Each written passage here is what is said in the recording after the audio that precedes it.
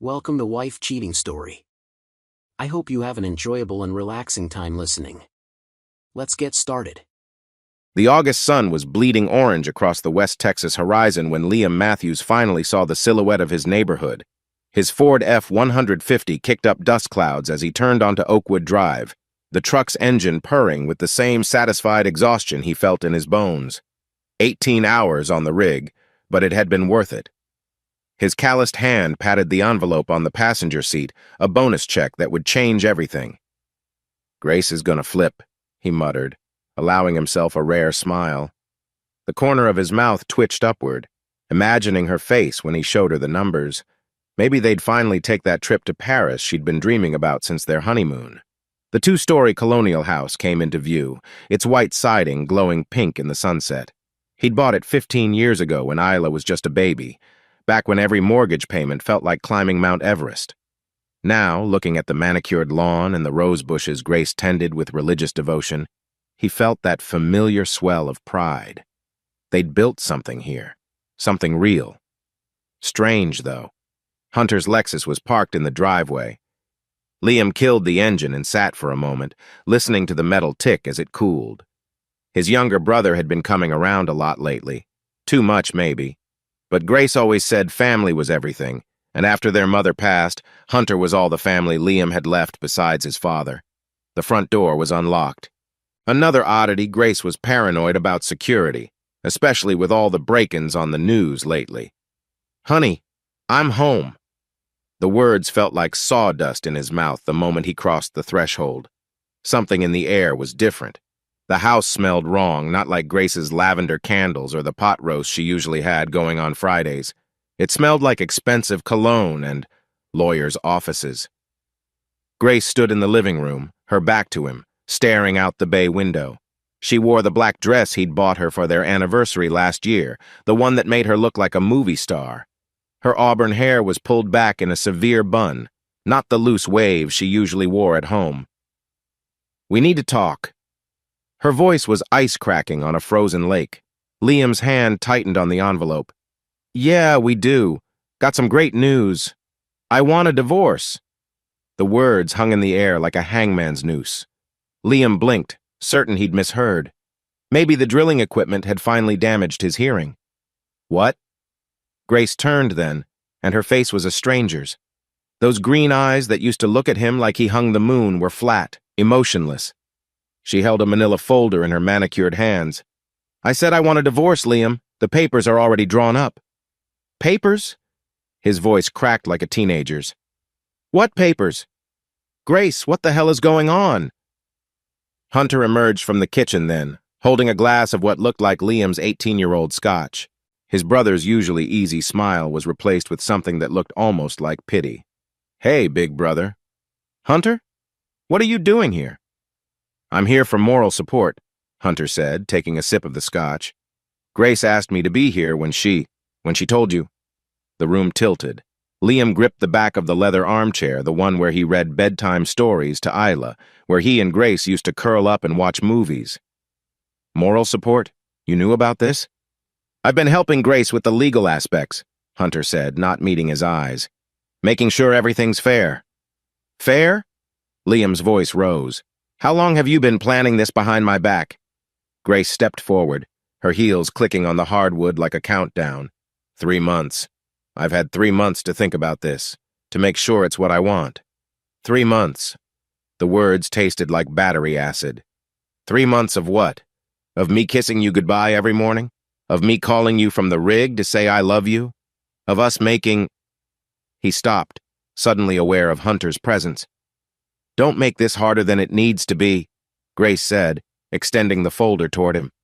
"Just take the papers, look them over. You'll see I'm being more than generous." Liam didn't move, couldn't move. The bonus check in his pocket felt like it weighed 1,000 pounds. "Where's Isla?" "At Emma's house.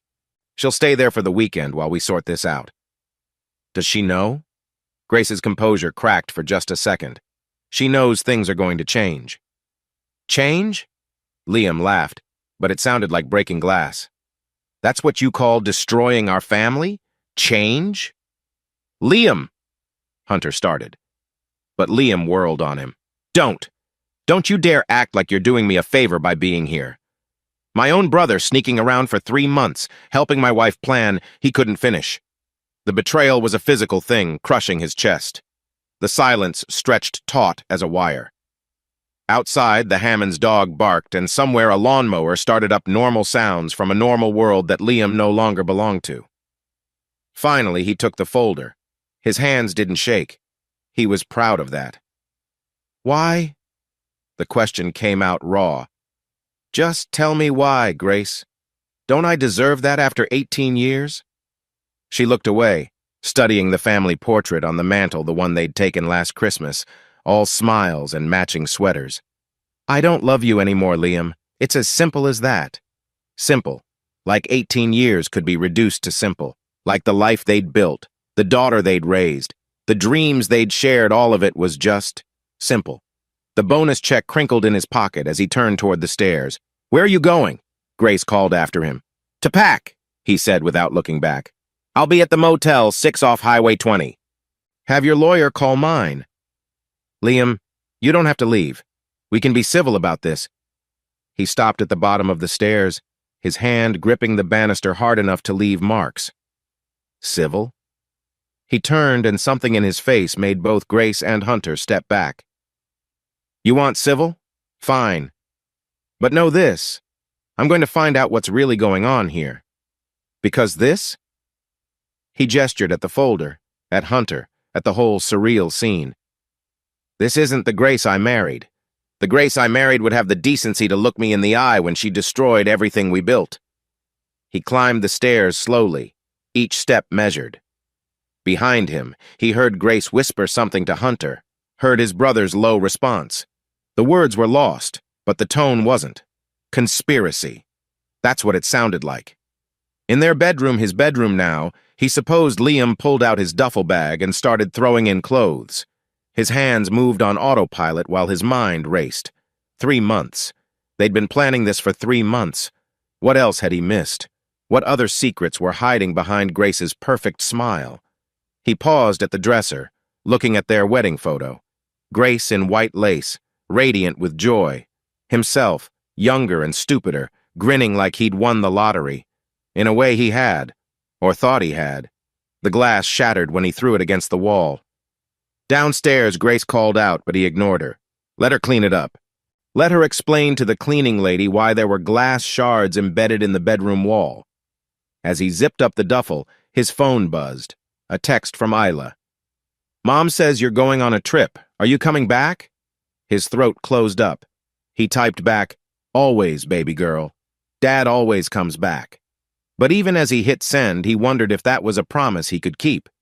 Because the man walking down those stairs, past his stone-faced wife and guilt-ridden brother, past 18 years of memories, that man was different from the one who'd walked in 20 minutes ago.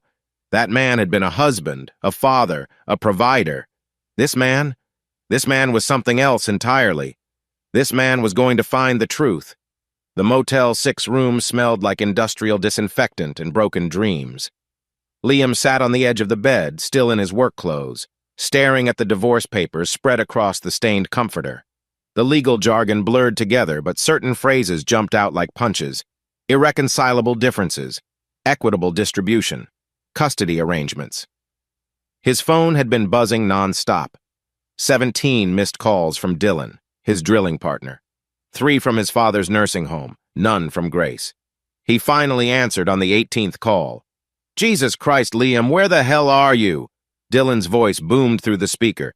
Garcia's been looking for you. Something about the bonus checks. I'm at the Motel 6 off 20. Silence. Then, what happened? Grace wants a divorce. Bullshit. 100% grade A truth, buddy. Liam rubbed his eyes, feeling every one of his 42 years. Came home to her and Hunter holding the papers. Hunter? Your brother Hunter? The very same. More silence.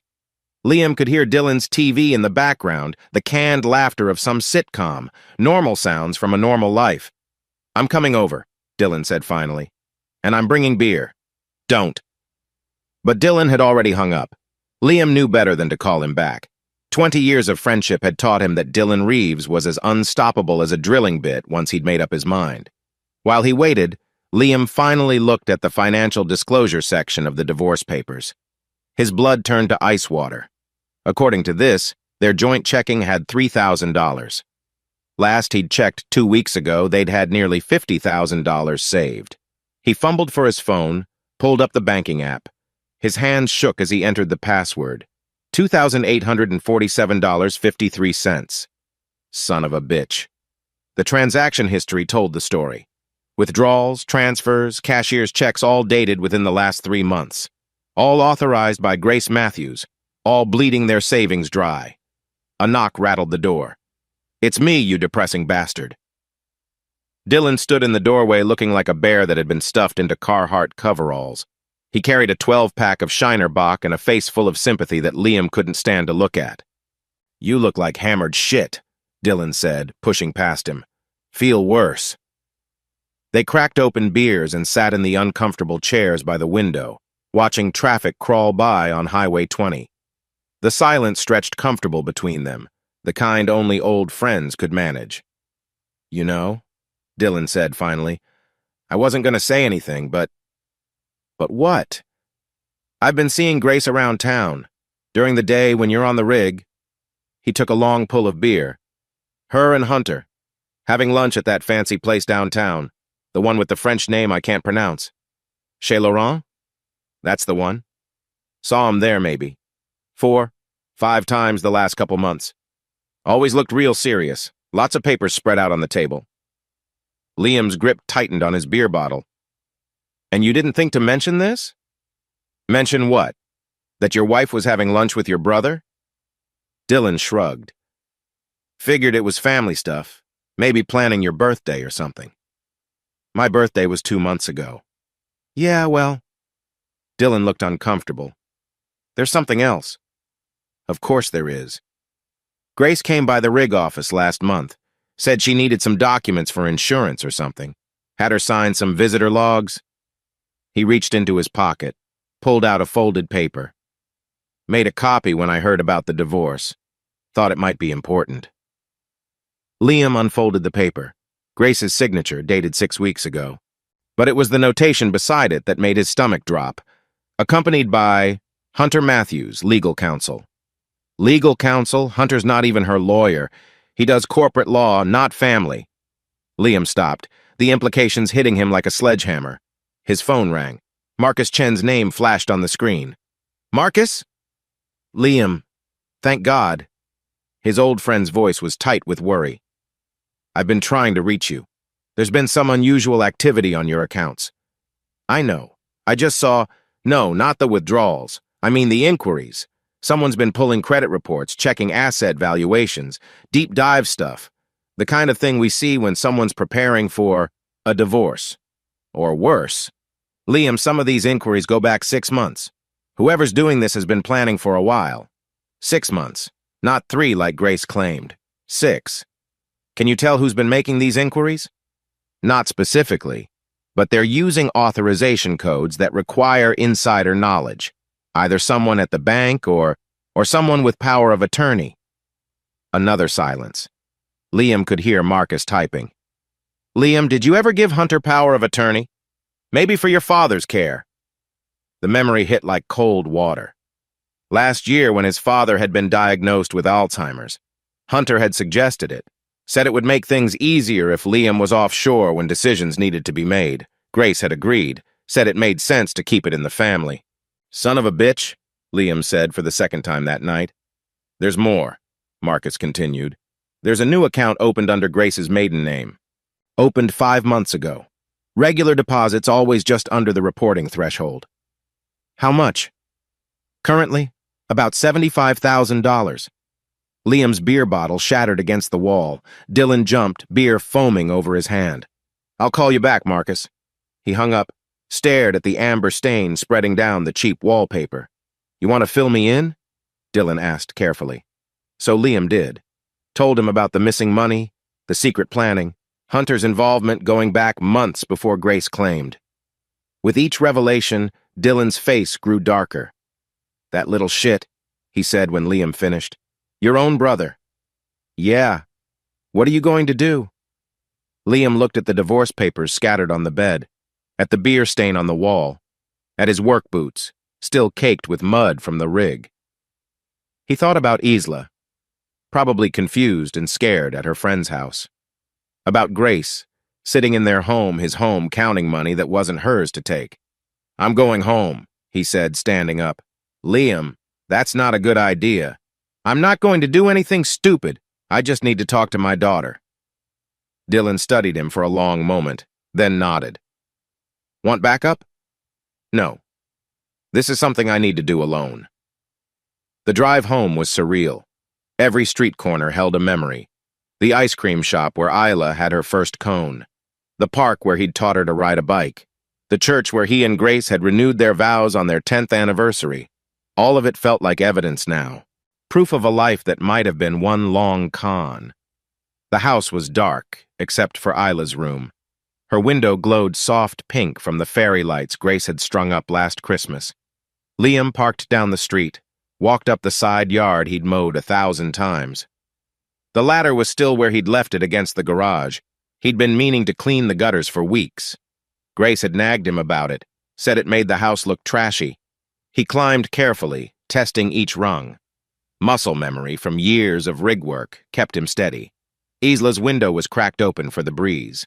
She was at her desk, still in her school clothes, texting rapidly on her phone. Her face was puffy from crying. "Isla," he whispered. She spun around, eyes wide. "Dad? What are you doing?" "Shh. I just needed to see you, baby girl." She ran to the window, pushed it open wider. "Mom said you left, said you needed space." I do. But I needed to make sure you were okay first." "I'm not okay." Her voice cracked. "Nothing's okay. Mom won't tell me what's happening. She just keeps saying everything will be fine. But Uncle Hunter was here, and they were whispering, and—" She started crying again. Hey, look at me." He reached through the window, wiped her tears with his thumb. "This is between your mom and me. It has nothing to do with you, understand? I love you more than all the oil in Texas." She smiled weakly at their old joke.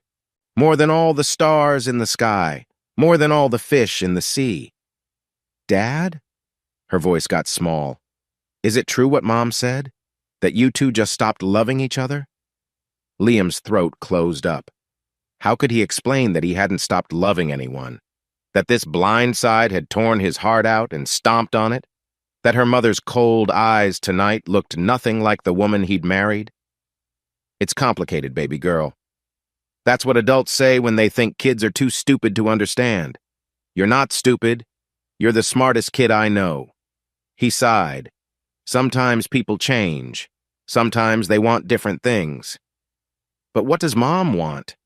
That was the million-dollar question, wasn't it? What did Grace want that she couldn't have with him? What was worth destroying their family? "I don't know," he admitted. "But I'm going to find out."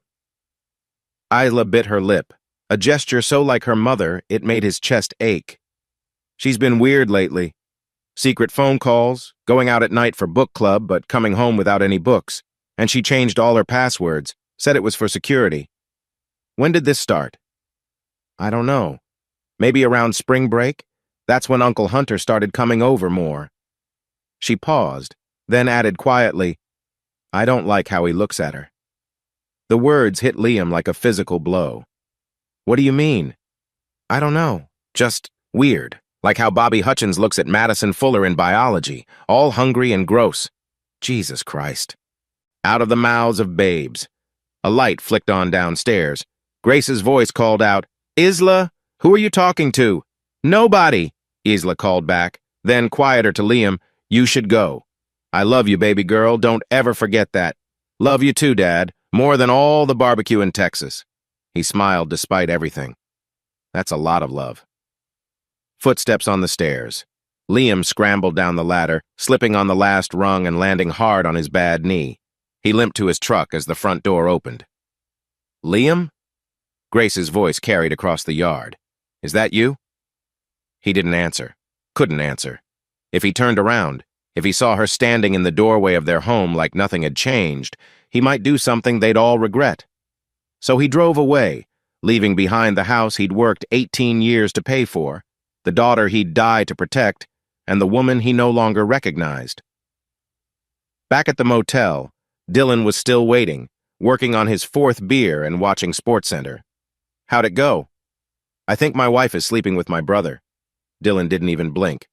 "Want me to kill him?" "Maybe." Liam collapsed on the bed, stared at the water-stained ceiling. "Isla says Grace has been acting strange since spring break. Secret calls, changing passwords, going out at night." "That's what, 4 months ago?" "5. Right around when someone started pulling your credit reports." Liam closed his eyes. The pattern was forming, ugly and inevitable. But patterns weren't proof, and he needed proof if he was going to protect Isla, protect what was left of his life. "I need help," he said finally. "Whatever you need, brother. I need to find out what Grace and Hunter are really up to, and I need to do it before this divorce goes through." Dylan crushed his empty beer can, tossed it in the trash with perfect accuracy. "I know a guy, Jake Morrison, ex-cop, does private investigation now. Helped my cousin with a workers' comp case. Call him. Now. It's almost midnight. Now." As Dylan made the call, Liam stared at the divorce papers. Irreconcilable differences. Such a clean, clinical term for the nuclear bomb that had just detonated in his life. But Grace had made one mistake. She'd left him with nothing to lose. And a man with nothing to lose was capable of anything.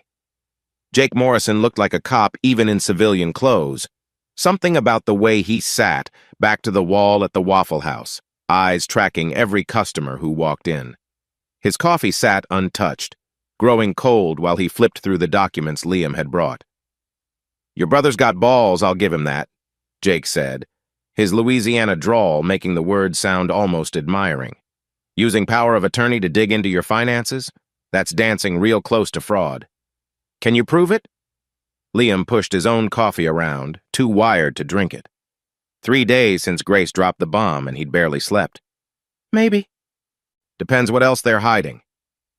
Jake pulled out a small notebook, the kind cops always seem to have. "Tell me about your wife, everything. Don't leave nothing out because you think it's not important." So Liam talked. Told him how he'd met Grace at a rodeo in Fort Worth, how she'd been selling real estate and looked like $1 million in her white sundress, how she'd laughed at his terrible jokes and didn't mind that he came home covered in crude oil, how they'd built a life together, brick by brick, paycheck by paycheck. "When did things start changing?" Jake asked. "That's the thing, I didn't notice any changes. Last month we were planning a trip to Paris for our anniversary. She was excited, had all these brochures." Jake made a note. "She book anything? Put down deposits?" "I don't know, she handled that stuff." "Uh-huh. What about friends? She close with anyone in particular?" "Book club ladies, mostly. Some of the other oil wives." Liam paused, remembering. "Actually, she dropped out of book club a few months ago. Said they were reading too much depressing stuff." "Got names?" Liam rattled off what he could remember. Jake wrote it all down in his cramped handwriting. "What about your brother? He married?" "Divorced. 3 years now. Ugly split his wife caught him with his secretary." Jake's eyebrows rose. "That so? He date anyone since?" "Not that I know of. He's been focused on building his practice, or so he said." The words tasted bitter now. All those family dinners, Hunter complaining about long hours and difficult clients. Had it all been lies? "I'll need access to whatever financial records you can get me," Jake said. "Phone records too, if possible. And I'll want to talk to some people quiet-like." "Whatever you need." Jake studied him over his coffee cup. "You sure you want to go down this road? Sometimes ignorance is bliss, especially when kids are involved." "My daughter asked me if her mother still loved me," Liam said quietly. 16 years old, and she's trying to figure out why her family exploded. So yeah, I want to know. I need to know." "Fair enough." Jake closed his notebook. "Give me a week. I'll see what I can dig up." As they left the Waffle House, Jake turned back. "One more thing. You ever hear of a company called Lone Star Holdings?" "No. Why?" "Just a hunch. Name's been popping up in some property transfers around town. Might be nothing." He shrugged. "I'll be in touch." Liam drove to work in a daze. The rig rose from the desert like a metal mountain, all pipes and platforms and purpose. This he understood. Pressure readings and flow rates, the rhythm of the drill, the honest work of pulling wealth from the earth. Not like the labyrinth his life had become. "You look like death warmed over." Dylan met him at the site trailer, hard hat already streaked with sweat despite the early hour. "Feel worse. You eat? Coffee counts? Coffee don't count for shit."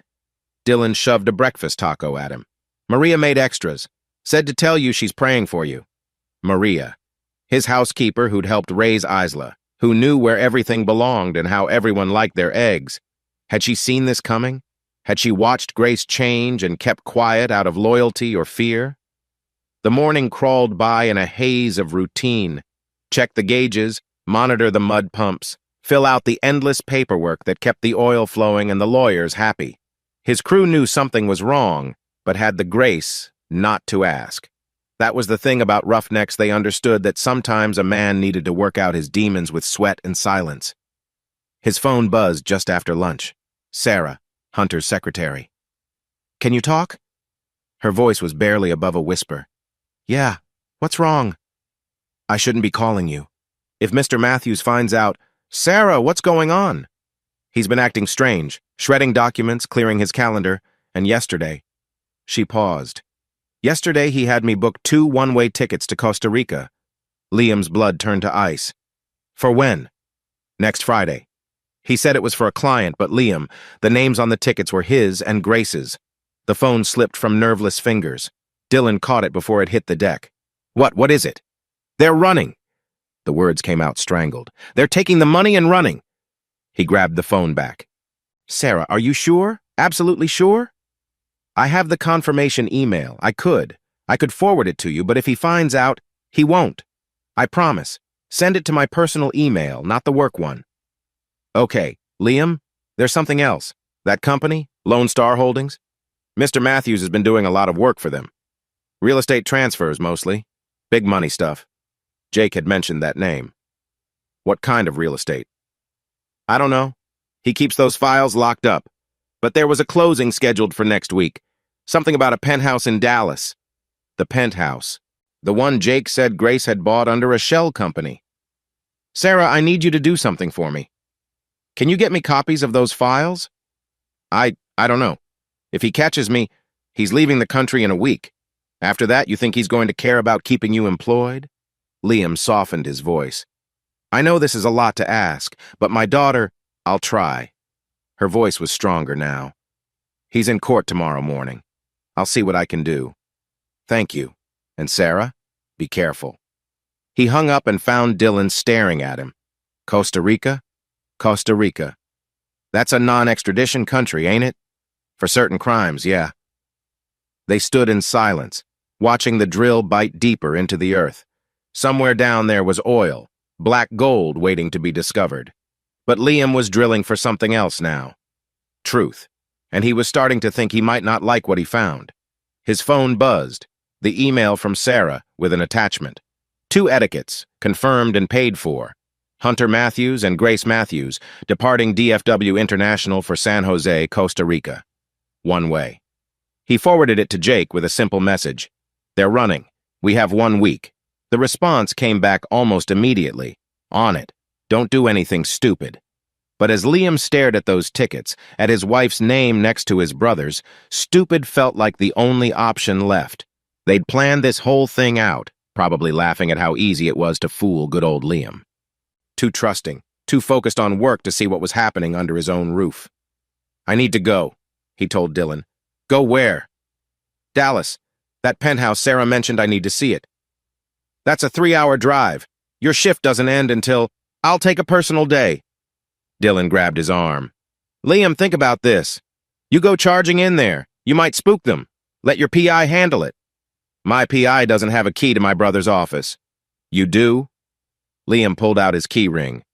There, between the house key and the truck key, was a small brass key. Hunter had given it to him last Christmas. "For emergencies," he'd said. "Family looks out for family." Family. The word was poison now.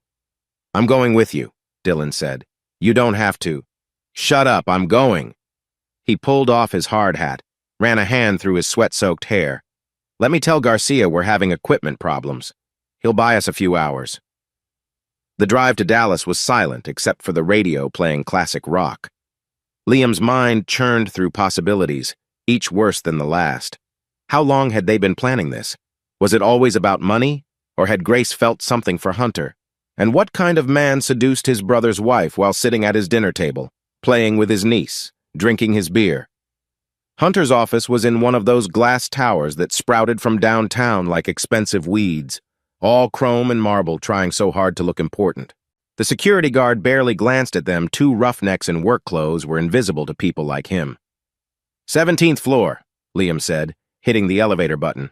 You sure about this? No. The office was dark, silent. Hunter's name gleamed on the door in gold letters.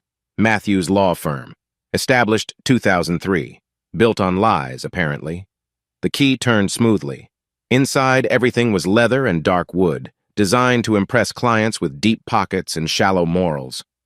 Liam went straight for the filing cabinets while Dylan stood watch. Make it fast, Dylan hissed. Most of the files were standard legal stuff. Contracts, correspondence, billing records. But in the bottom drawer behind a false back Liam found by accident was a folder marked LS Holdings. Inside was dynamite. Property deeds, transfer documents, bank statements. Lone Star Holdings wasn't just buying a penthouse. They'd purchased 6 properties in the last 8 months, all in cash transactions just below federal reporting limits. The buyers were listed as various LLCs, but the signature on every document was the same, Grace Matthews. But it was the last document that stopped his heart. A life insurance policy taken out 6 months ago, $1 million, with Grace as the sole beneficiary.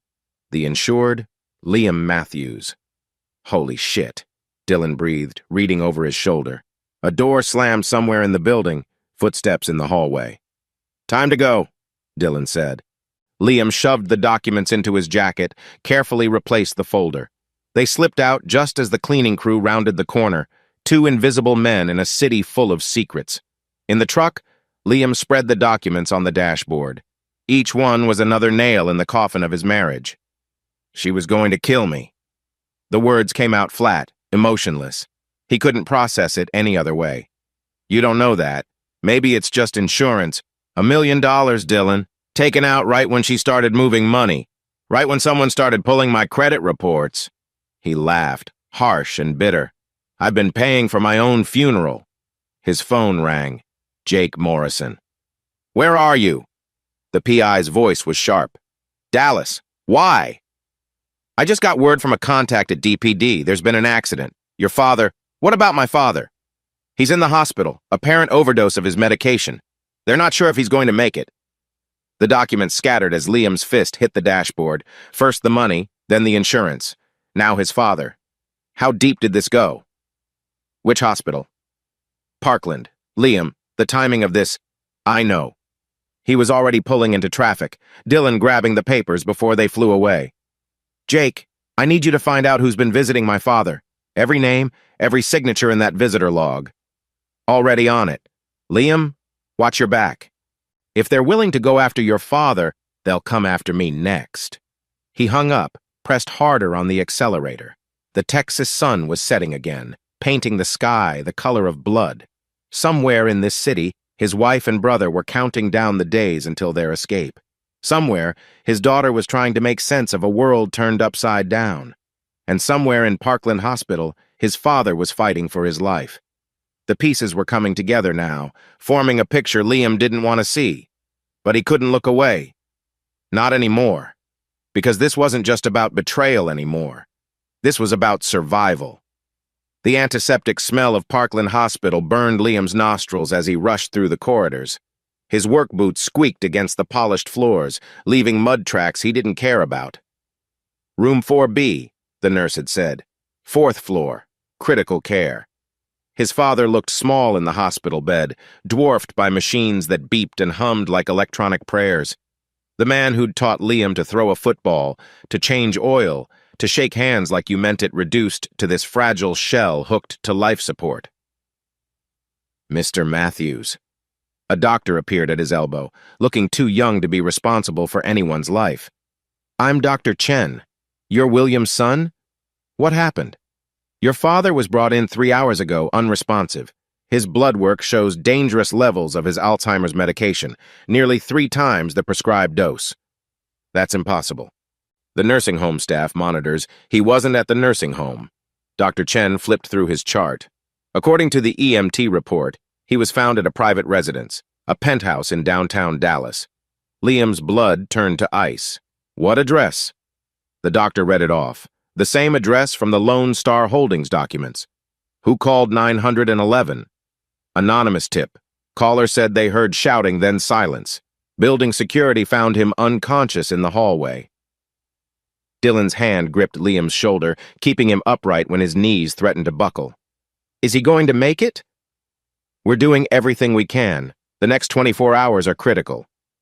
Dr. Chen's expression softened. Is there anyone else we should notify? Your mother? She's dead. It's just me, and Liam stopped. Just me. After the doctor left, Liam sank into the visitor's chair. His father's hand was cold, the skin paper-thin. When had he gotten so old? When had Liam stopped noticing? This is attempted murder, Dylan said quietly. I know. They tried to kill your dad, Liam. Your own brother. I know. His phone buzzed. Sarah again, texting this time. 911. They moved the flight up, leaving tonight. Liam shot to his feet. I have to go. Go? My father is safe here. They can't get to him with security and staff around. He squeezed his father's hand, leaned close. I'm going to fix this, Dad, I promise. In the hallway, he called Jake Morrison. They bumped up the flight, leaving tonight instead of next week. How do you know? Hunter's secretary. Jake, they almost killed my father. Found him at that penthouse. Slow down. Start from the beginning. Liam filled him in as he and Dylan raced for the elevator. Jake listened without interrupting, then, How far are you from DFW? 40 minutes if I floor it. Don't. Last thing you need is to get pulled over. I'll meet you there with backup. Terminal D, international departures. And Liam, don't confront them. We need to do this legal. Legal? They tried to murder. Allegedly, we need proof. Let me handle this. The drive to DFW was the longest 40 minutes of Liam's life. Dylan worked the phone, calling in favors from friends with airport connections, trying to confirm the flight change. The Dallas skyline blurred past, all glass and steel and broken promises. Got it, Dylan said. Flight 447 to San Jose, departing at 9:45. That's in. Shit. That's in an hour. Liam pressed harder on the accelerator. In his mind, he saw Grace's face that night she'd asked for the divorce. So calm, so cold. Had she already been planning his father's overdose? Had she stood in their kitchen, offering him those papers, knowing what was coming? Terminal D was a maze of travelers and security. Liam spotted Jake near the check-in counters, talking to 2 uniformed DFW police officers. The PI looked different, harder somehow, more like the cop he used to be. They checked in 20 minutes ago, Jake said without preamble. Already through security. Gate D15. So we're too late? Maybe not. Jake nodded to the officers. These gentlemen are very interested in talking to your brother about some financial irregularities. And that anonymous 911 call came from a burner phone purchased with Hunter's credit card. He called 911 on himself? Probably Grace. Create an alibi. Look like good Samaritans who happened to find him. Jake's smile was sharp. Except the security footage shows them leaving 5 minutes before the call, with a suitcase. The money, Liam breathed. Bingo. One of the officers, a sergeant with kind eyes and a Fort Worth accent, stepped forward. Mr. Matthews, we can detain them for questioning, but we need more for an arrest. This PI says you might have documents. Liam pulled out the papers from Hunter's office. The officer's eyes widened as he flipped through them. This is good. Real good. But obtained illegally, I'm guessing? I had a key, Liam said. My brother gave it to me. Still sketchy, but... The sergeant looked at his partner. Judge Martinez owes me a favor. Think she'd expedite a warrant? For attempted murder and fraud? She'd sign it in her sleep. Make the call. The sergeant turned back to Liam. We're going to stop them from boarding. But Mr. Matthews, let us handle this. You go charging in there, it could blow the whole case. Every instinct screamed at Liam to run to the gate, to confront them face to face, but Dylan's hand on his arm held him back. "Think about Ela," his friend said quietly. "She needs her dad out here, not in jail for assault." So they waited.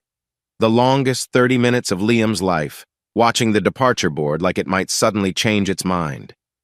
Jake paced, phone pressed to his ear, coordinating with contacts Liam didn't want to know about.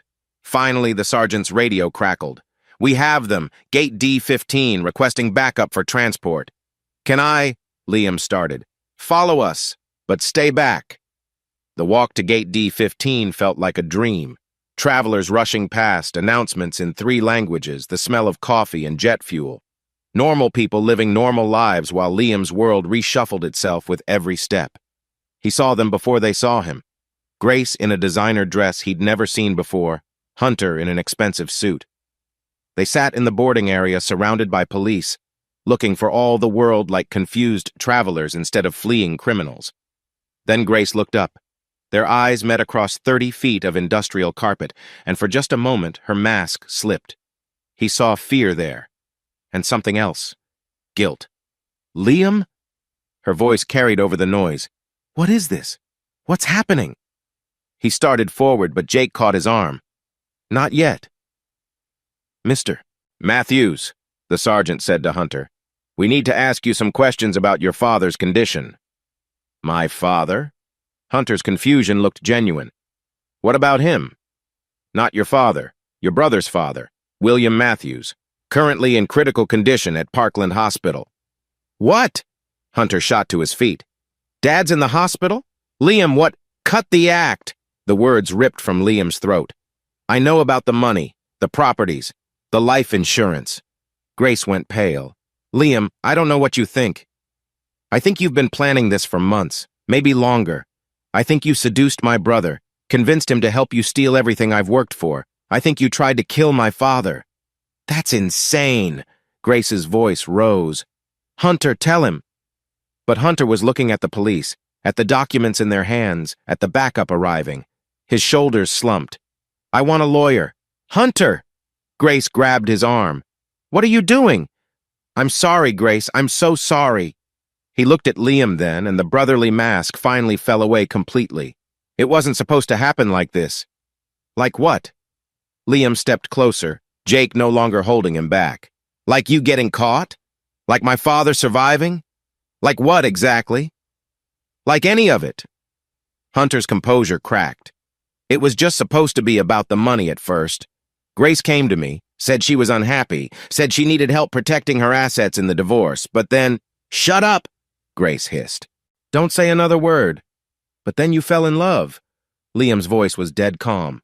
"With my wife, while eating at my table, while I was breaking my back to provide for my family." "You were never there," Grace exploded. "Always on the rig, always working. I was drowning in that house, in that life, and you never even noticed." "So you decided to kill me for the insurance money?" "No, I never—" She stopped, realizing what she'd admitted. The sergeant stepped forward. "Ma'am, sir, you're both under arrest for suspicion of fraud, attempted murder, and conspiracy. You have the right to remain silent." As the officers cuffed them, Grace looked at Liam one last time. "What about Isla?" "Don't." His voice could have cut steel. "Don't you dare say her name. You lost that right when you chose my brother over your family." They led them away, Hunter stumbling, Grace holding her head high even in handcuffs. The gate area erupted in whispers and cell phone cameras. Tomorrow it would be on the news. The scandal would follow Isla to school, to college, through her life. But she'd survive. They both would. "There's more," Jake said quietly. "The burner phone they used? It's got texts going back 8 months. Plans, meetings, discussions about your father's medication. It's all there." 8 months. Liam laughed, but there was no humor in it. "Our anniversary was 8 months ago. I took her to that bed and breakfast in Fredericksburg. Made love under the stars, promised her we'd grow old together." "I'm sorry, man." "Yeah." Liam watched through the windows as a police car pulled away, carrying the 2 people he'd trusted most in the world. "Me too." His phone rang. The nursing home. "Mr. Matthews? This is Dr. Wong." I'm at the hospital with your father. He's asking for you. He's awake. The first good news in what felt like a lifetime. Liam closed his eyes, felt the weight of the last week settling on his shoulders like concrete. Tell him I'm on my way. Tell him. His voice cracked. Tell him his son's bringing him home. As he walked back through the airport, Dylan on one side and Jake on the other, Liam felt something shift inside him. The man who'd walked into his house a week ago was gone, burned away by betrayal and lies. But what was left was stronger, harder. A text from Isla. Dad, I saw the news. Are you okay? He typed back, I will be, baby girl. We both will be. And for the first time since his world exploded, he actually believed it. Because Grace and Hunter had made one crucial mistake. They'd underestimated him. Thought good old Liam would roll over, would accept whatever story they fed him, would go quietly into whatever grave they dug. They thought wrong. The war was far from over. There would be trials, lawyers, custody battles. Grace would fight dirty, he knew that now. But he had something she didn't, the truth, and sometimes that was enough. The law offices of Reeves, Thornton, and Associates occupied the top floor of the Bank of America building in downtown Houston. Liam stood at the floor-to-ceiling windows, watching the city sprawl beneath him like a circuit board. 3 weeks since the arrest. 3 weeks of lawyers, police interviews, and trying to explain to Isla why her mother was on the evening news in handcuffs. Mr. Matthews? The receptionist's voice was professionally warm. Miss Reeves will see you now. Veronica Reeves didn't look like a killer lawyer. She looked like a Sunday school teacher, soft brown hair pulled back in a simple ponytail, minimal makeup, a gray suit that whispered rather than shouted. But Jake Morrison had insisted she was the best. Mr. Matthews. She stood offering a hand. Her grip was firm, confident. Please sit. Can I get you anything? Coffee? Water? Answers. She smiled, and suddenly Liam understood why Jake had recommended her. Behind those warm brown eyes was steel. Direct. I like that. She opened a thick folder. I've reviewed your case. Your wife and brother made several critical mistakes, but they have Amanda Cross representing them. She's formidable. Can you beat her? I don't lose, Mr. Matthews. No boasting, just fact. But I need complete honesty from you. No surprises in court. So let me ask you something. Why did you come to me instead of Thornton? He's the senior partner, handles most of our high-profile divorces. Jake Morrison said you had personal experience with Hunter. Something flickered across her face. Did he now? Was he wrong? Veronica stood, walked to a cabinet, pulled out 2 glasses and a bottle of whiskey that probably cost more than Liam made in a day. She poured 2 fingers each, handed him one. 5 years ago, I was fresh out of law school, engaged to my college sweetheart, planning a wedding, thinking I had life figured out. She took a sip. Then Hunter Matthews showed up. As opposing counsel? As my fiancé's business partner. They were starting a real estate venture. Tom was so excited, said Hunter had connections, experience, a golden touch. Her laugh was bitter. He had a touch, all right. Liam waited, sensing there was more. 6 months later, Tom was dead. Suicide, they said. Couldn't handle losing everything. Our savings, his family's investment, even my engagement ring, Hunter had convinced him to leverage it all. She met Liam's eyes. But Tom didn't kill himself. He was murdered. You can prove that? No. Hunter's too smart for that. But I know. Just like you know they were planning to kill you. The whiskey burned, but not as much as the truth. So this is personal for you. Everything's personal when you're good at it. She returned to her desk, all business again. I've spent 5 years studying Hunter Matthews, his patterns, his weaknesses, his methods. He's brilliant, but he has one fatal flaw. Grace? Ego. He thinks he's untouchable. That confidence makes him sloppy. She pulled out a document. For instance, did you know he's been disbarred in Oklahoma? What? 3 years ago. Misappropriation of client funds. He managed to keep it quiet, get licensed in Texas instead. But if he's been practicing law related to Oklahoma property. The penthouse. Grace bought properties there under Lone Star Holdings. Exactly. Every document he touched is potentially invalid. Veronica's smile was sharp. Your wife picked the wrong accomplice. So we can get the money back. We can do better than that. She leaned forward. I want to destroy them. Legally, financially, completely, but I need your help. Whatever you need. I need you to remember everything. Every conversation, every strange moment, every time something felt off but you dismissed it. The devil's in the details, and Grace made mistakes. We just have to find them. They worked for 3 hours, Veronica taking notes in precise handwriting.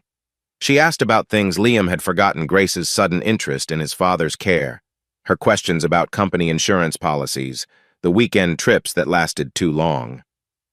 She went to Oklahoma in March, Liam remembered suddenly. Said it was to visit her sister, but what? Her sister called the house looking for her. I told her Grace was visiting, and she had no idea what I was talking about. Veronica made a note. We'll subpoena her credit card records, see where she really was. She paused. How's your father? Better. The doctors say there might be some permanent damage. But he's talking, recognizing people. Liam's throat tightened. He keeps asking for Hunter. Does he know? How do you tell your father that one son tried to kill him to help the other son's wife? You don't. You protect him, just like you're protecting your daughter. Veronica closed the file. Speaking of which, we need to discuss custody. Grace is in jail. There's nothing to discuss. She won't be in jail forever, maybe not even until trial if Amanda gets her way. And when she's out, she'll come for Isla. Over my dead body. That was the original plan, remember? Veronica's voice was gentle but firm. Grace is going to paint you as an absent father, married to his job. She'll have witnesses, maybe even some of Isla's friends' parents. We need to be ready. I'm a good father. I know, but being good isn't enough in family court. We need documentation. Start keeping a journal of every interaction with Isla, every school event, every dinner, every homework session. Take pictures. Create evidence. That seems so. Calculating? Welcome to divorce law. She stood, indicating the meeting was over. One more thing. Grace had help beyond Hunter. Someone fed her information about your father's medication schedule, your work rotations, your financial details. Someone inside your circle. Liam felt cold. You think I have another traitor? I think you need to be careful who you trust. She handed him a business card. My personal cell. Call me day or night if something happens. As he waited for the elevator, Liam studied the card. Veronica Reeves, attorney at law. Such a simple title for someone offering to be his sword and shield in the battle ahead. His phone buzzed, a text from an unknown number.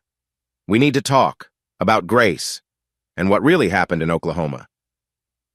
Before he could respond, another text. This is Sarah Chen, Hunter's secretary. I know you have no reason to trust me, but I have information you need. Meet me at Cafe Azul in 1 hour. Please come alone. Liam looked back at Veronica's office, then at his phone. Trust no one, she'd said. But if Sarah had information about Oklahoma... He texted back, I'll be there. The elevator ride down felt like descending into a cave. Each floor took him deeper into a world he didn't understand, where marriage vows were weapons and family was just another word for target. In the parking garage, he sat in his truck for a moment, engine running. 3 weeks ago, his biggest worry was making bonus targets and paying for Isla's college. Now he was meeting with divorce lawyers who talked about murder like it was a real estate transaction. His phone rang. Isla. Hey, baby girl. Dad, are you coming home for dinner? Maria's making enchiladas? Home. The word sat strange in his mouth. Was it still home without Grace?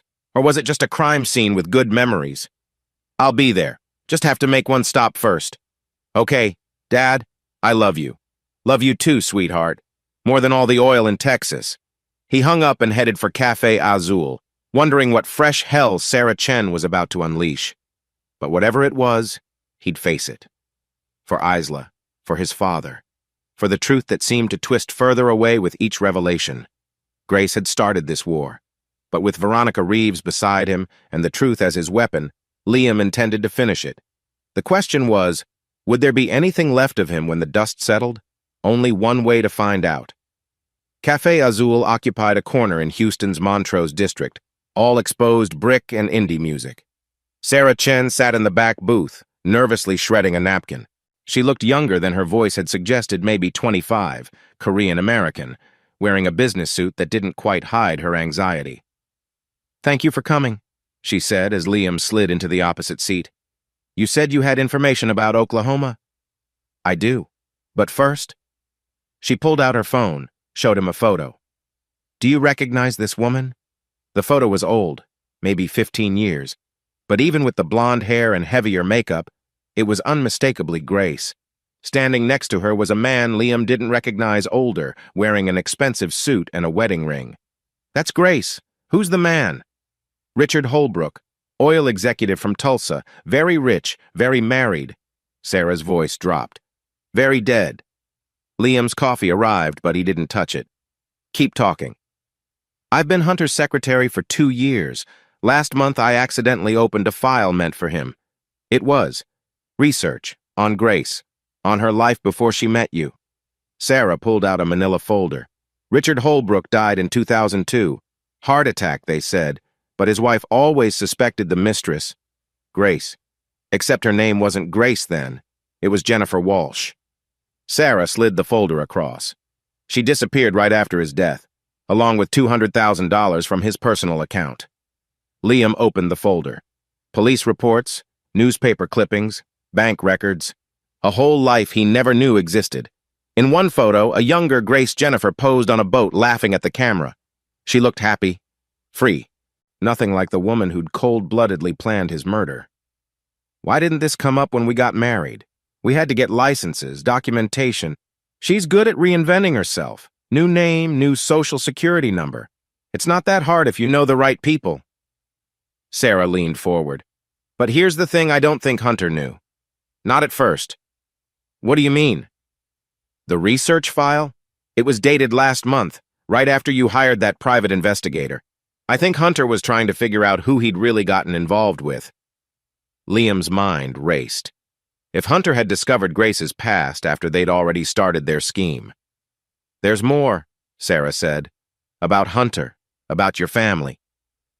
"I'm not sure I can handle more. You need to know." She took a breath. "Hunter's been stealing from your father for years. Small amounts, nothing traceable. But when I was organizing files, I found something odd. Power of attorney documents dating back to when your mother was alive." "That's impossible. Mom would never. Your mother, not his." The words hung between them like a sword. Betty Matthews wasn't Hunter's biological mother. She was his stepmother. Your father married her when Hunter was 10, after his real mother died. Sarah watched him carefully. "You didn't know." Liam felt the world tilt. Memories reshuffled themselves. Hunter showing up when Liam was 12. His parents saying he was family now, needed their love. He'd never questioned it. Why would he? Hunter was his brother. Had always been his brother. Does Hunter know I didn't know? I think so. There are emails, references to maintaining the fiction and keeping Liam in the dark. Sarah's voice was gentle. Your parents probably thought they were protecting you. Or protecting him. Liam's voice was bitter. Poor orphan Hunter, needs a family, and stupid Liam, too trusting to ask questions. His phone buzzed. "Veronica, where are you? Just got interesting news from Oklahoma." He texted back, "Learning Grace is a murderer. Call you in 20. "I should go," Sarah said, gathering her things. "If Hunter finds out I talked to you, why did you? Why risk it?" She paused, something vulnerable crossing her face. "Because 2 years ago, when I started working for him, I thought he was a good man. Charming, successful, kind. I even..." She stopped, shook her head. "It doesn't matter. But watching him plan this, seeing how easily he betrayed you, his own brother, I couldn't stand by." "Thank you. Don't thank me yet." She stood to leave, then turned back. "Be careful, Mr. Matthews. Grace isn't the only one with secrets. And Hunter, he's desperate now. Desperate people do terrible things." After she left, Liam sat staring at the folder. Jennifer Walsh, Grace Matthews. How many other names had she worn? How many other men had fallen for her lies? He called Veronica. "Can you meet me? I have something you need to see. Come to my office. I have someone here you'll want to meet." 20 minutes later, Liam was back in the Bank of America building. Veronica's office now had another occupant, a weather-beaten man in his 60s wearing a sheriff's uniform. "Liam Matthews, meet Sheriff Coleman from Beckham County, Oklahoma. He drove down this morning after I called about Grace." The sheriff stood, shook hands with a grip that could crack walnuts. "Miss Reeves says you married Jenny Walsh. Grace Matthews. But apparently she was Jennifer Walsh in Oklahoma. That's what she called herself, but it wasn't her real name either." Coleman pulled out a worn notebook. "Real name's Michelle Fontaine. Been tracking her for 15 years. Another name, another life." Liam sank into a chair. "Tell him what you told me," Veronica urged. "Michelle Jenny Grace, whatever you want to call her, she's got a pattern. Finds wealthy men, usually older, usually married or widowed. Becomes indispensable. Then they die." He flipped through pages. Richard Holbrook in Tulsa, Martin Chen in Dallas. "Chen?" Liam interrupted. "Sarah Chen's uncle died in 2003. Left a young wife he'd just married. Wife disappeared with half his fortune before the will was even read." Jesus. Gets better. William Morrison in Austin, 2000. Robert Anderson in San Antonio, 1998. All heart attacks or accidents. All left money to a young woman who vanished after.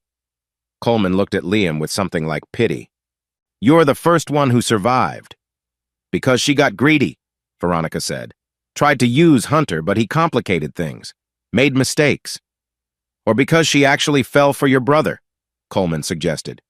"First time she had an accomplice. First time emotions got involved. Made her sloppy." Liam thought about Grace and Hunter at the airport, the way she'd grabbed his arm, the desperation in her voice. Had it been love, or just another performance? "What happens now?" he asked. "Now I talk to the FBI," Coleman said. "This crosses state lines, multiple identities, possible serial murder. They'll want to reopen every case. That could take years. Justice usually does." The sheriff gathered his papers. "But she's not going anywhere. Not with what we've got."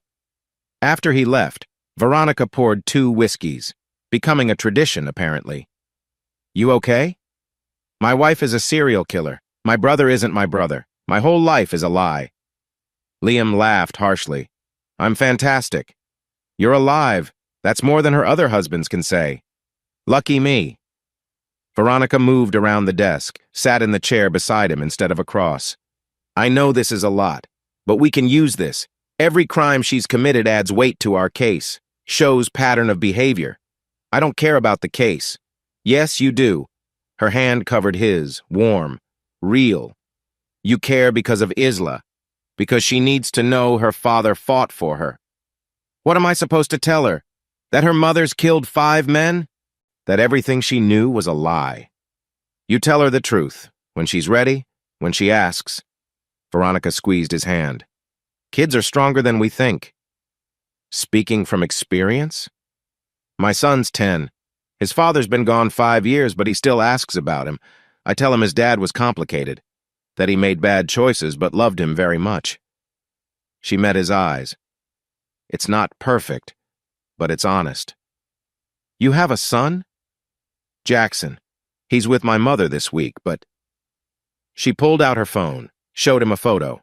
Brown hair, gap-toothed grin, holding a baseball glove. "He's my world. He looks like trouble. The best kind." She put the phone away, suddenly professional again. But her hand stayed on his. "Liam, there's something else, about Hunter. More good news? He's been moved to federal holding. Apparently made a deal to testify against Grace in exchange for reduced charges." "Of course he did. It means he'll be deposed soon. You'll have to face him." Liam thought about the boy who'd shown up at their door 30 years ago. Scared, defensive, trying so hard to fit in. When had that boy become a man who could betray his own family? "I can handle it. I'll be there with you." Veronica's voice was soft. "You don't have to do this alone." Their eyes met, and something passed between them. Not attraction, not yet. Too soon, too complicated. But understanding, recognition. 2 people who'd been burned by the same flame. His phone rang, breaking the moment. Isla. Dad, where are you? Dinner's getting cold. On my way, baby girl. Is everything okay? You sound weird. Everything was far from okay, but his daughter needed him to be strong, to be normal, to be dad. Everything's fine. Be home in 20. He hung up, stood to leave. Veronica walked him to the door. Liam, that journal I mentioned? Start it tonight. Write down everything you remember about Grace. Every trip, every excuse, every moment that makes sense now.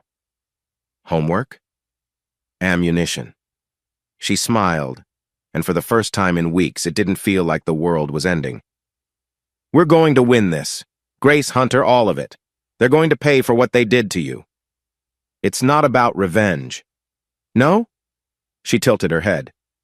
Then what's it about? Liam thought about it. About Isla waiting at home. About his father in the hospital. About 5 dead men who'd trusted the wrong woman. Justice. It's about justice.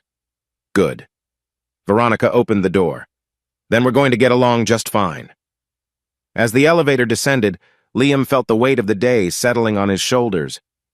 Grace wasn't just a cheating wife. She was a predator, and he'd invited her into his home, his bed, his life, given her a daughter to corrupt. But she'd made one mistake. She'd left him alive. And now, with Veronica Reeves at his side and the truth as his weapon, he was going to make her regret it. The war wasn't over. It was just beginning. Maria was wiping down the kitchen counters when Liam finally made it home. The smell of her enchiladas filled the house comfort food for a life that had lost all comfort. She looked up as he entered, her weathered face creased with concern. Mija is in her room. She ate like a bird, picking at her food. Maria's English, flavored with Spanish undertones, carried the weight of 15 years of watching over his family. She's worried, Mr. Liam. We all are. He grabbed a plate, though his appetite had died somewhere between learning his wife was a serial killer and discovering his brother wasn't his brother. Maria, can I ask you something? Sigh, of course. Did you ever notice anything? Off about Grace? In the last year, maybe? Maria's hand stilled on the dish rag. Why do you ask this now? Please, it's important. She sighed, sank into a kitchen chair. Mrs. Grace, she changed. Maybe 8-9 months ago. Started taking calls in the garage, telling me not to clean certain rooms. Her voice dropped. And the visits. What visits? Men would come when you were at work.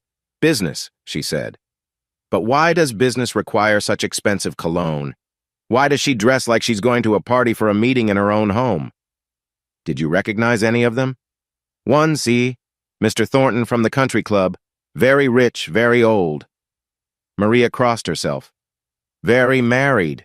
Robert Thornton. Liam knew him: oil money, 3 divorces, a reputation for younger women. Another potential victim, or just another source of funds. Why didn't you tell me? Maria's eyes flashed. Tell you what? That your wife has visitors? That she takes phone calls? I had no proof of anything wrong. Just feelings. She stood, resumed cleaning with aggressive swipes. Besides, a man who works 18-hour days, who misses his daughter's school plays, does he want to hear his suspicions from the maid? The words stung because they held truth. How many signs had he missed? How many people had seen what he'd been too busy to notice? I'm sorry, Maria. You're not just, I know. Her voice softened. I know what I am to this family, which is why I stayed quiet. But Mr. Liam, if I had known she was planning to hurt you. Nobody knew. She fooled everyone. Not everyone. Maria nodded toward the stairs. Isla knew something was wrong. Children always know. Liam climbed the stairs, each step heavier than the last. Isla's door was cracked, music playing softly, some pop song about broken hearts that hit too close to home. He knocked. Come in. She sat cross-legged on her bed, laptop open, surrounded by textbooks. Normal teenage scene, except for the legal documents scattered across her comforter, the divorce papers. Where did you get those? Mom's lawyer sent copies, said I was old enough to understand what was happening. She looked up, and her eyes were too old for 16. Is it true? What they're saying about Mom and Uncle Hunter? Liam sat on the edge of her bed. What are they saying? That they stole money.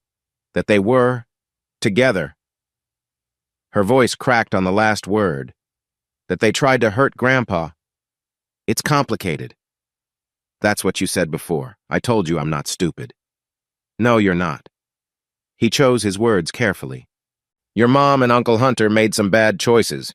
They took money that wasn't theirs. They lied to us. And yes, Grandpa got hurt because of their actions. Were they having an affair? The question hung between them like a loaded gun. How do you tell your daughter that her mother betrayed everything their family stood for? That her uncle wasn't even really her uncle? I think so, yes. Isla nodded like she'd expected it.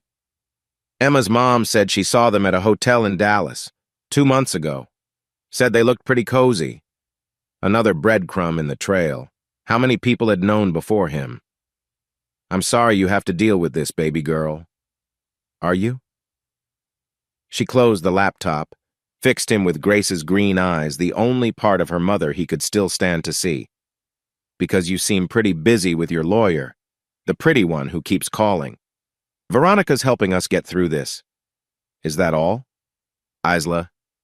I'm not blind, Dad, or stupid. I know what happens next. You and Mom divorce, you meet someone new, start a new family. Where does that leave me? Right where you've always been. The most important person in my life. More important than work?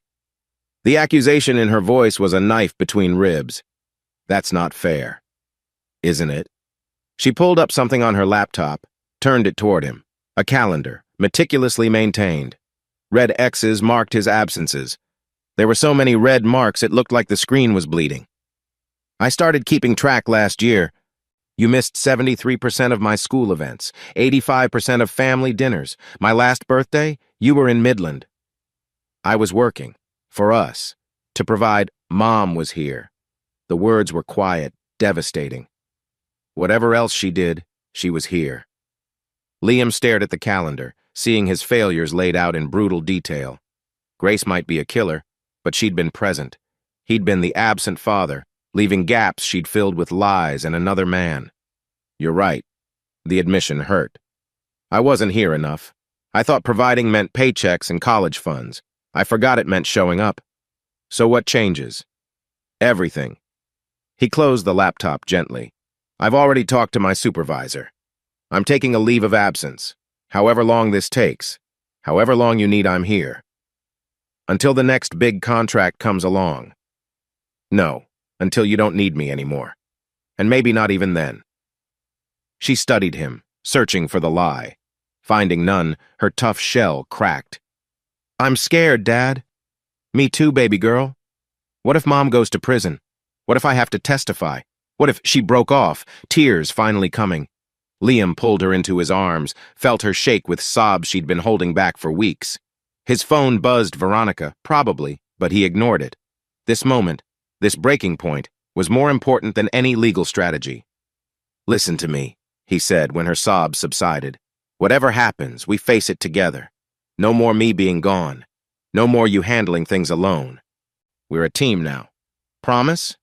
Promise. They sat in comfortable silence, the kind they hadn't shared in too long. Then Isla pulled back, wiped her eyes. Dad? There's something else. About Mom? She bit her lip, that nervous gesture again. I heard her on the phone a few weeks ago, before everything happened. She was talking about someone named Tom Bradley. The name hit Liam like ice water. Tom Bradley, Veronica's dead fiancé. The one who'd supposedly killed himself after Hunter destroyed him. What did she say? Something about how Tom was easier than expected, how Hunter worried too much. And then, Isla's voice dropped. She laughed, said at least Tom had good taste in rings before he died. Veronica's engagement ring, the one Hunter had convinced Tom to leverage. Grace had been there, had been part of it from the beginning. When was this call? Maybe a month ago? Right before she asked for the divorce? Liam's mind raced. If Grace had been involved in Tom's death 5 years ago, that meant she and Hunter had been partners far longer than anyone suspected. It changed everything. Isla, this is important. Did Mom ever mention other names? Other men? His daughter's face scrunched in concentration. Sometimes, when she thought I wasn't listening, Richard something, Martin, a few others. She called them her previous engagements. Isla looked sick. Dad, how many people has Mom hurt? Too many. Far too many. His phone rang Veronica again. This time he answered. Liam, where are you? I've been trying. Home with Isla. Veronica, we need to talk about Tom Bradley. Silence. Then, how do you know that name? Grace was involved. From the beginning. She and Hunter, it goes back at least 5 years. That's impossible. I investigated She stopped. Where did you hear this? Can you come here? There's something you need to hear. I'll be there in 30 minutes. Liam hung up, looked at his daughter. The lawyer's coming over. Will you tell her what you told me? Will it help put Mom away? The coldness in her voice was chilling. When had his baby girl become this hard? Maybe. Then yes. She stood, smoothed her clothes. I'll tell her everything I know. As she headed for the bathroom to wash her face, Liam sat alone in her room. The walls were covered with photos, family vacations, school events, memories of a life that now felt like fiction. In every picture, Grace smiled like a loving mother, the perfect disguise. His phone buzzed. A text from an unknown number. Stop digging or your daughter learns what really happened to her grandmother. Liam's blood froze. His mother had died in a car accident when he was 20. Single vehicle, rainy night, tragic but straightforward. Wasn't it? Another text. Betty Matthews wasn't the first wife to die conveniently. How deep do you want this to go? He called the number. It went straight to a generic voicemail. Maria appeared in the doorway. Mr. Liam? There's a lady here. Very pretty, very worried. Veronica stood in his foyer looking nothing like the polished lawyer from earlier. Her hair was loose, her makeup smudged. She held a file thick enough to be a phone book. After you called, I went back through everything.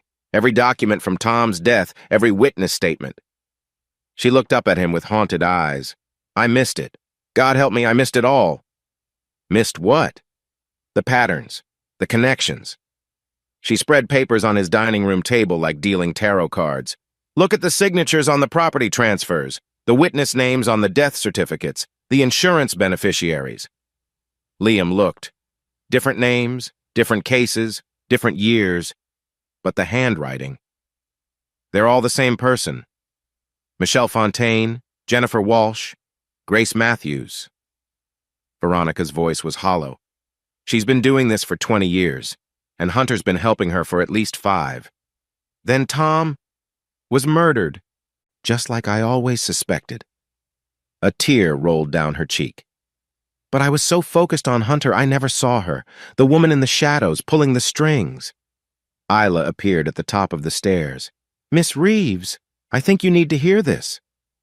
As his daughter began to speak, recounting overheard conversations and strange visitors, Liam felt the true scope of what they faced settling over him like a shroud. This wasn't just about a bitter divorce or even attempted murder. This was about a killing partnership that had lasted years, a network of death and deception that might go deeper than any of them imagined. But they had something Grace and Hunter hadn't counted on. They had each other. A teenage girl with her mother's intelligence but her father's integrity. A lawyer with personal stakes and professional skills. A father with nothing left to lose, and sometimes that was enough to bring down an empire, even one built on graves.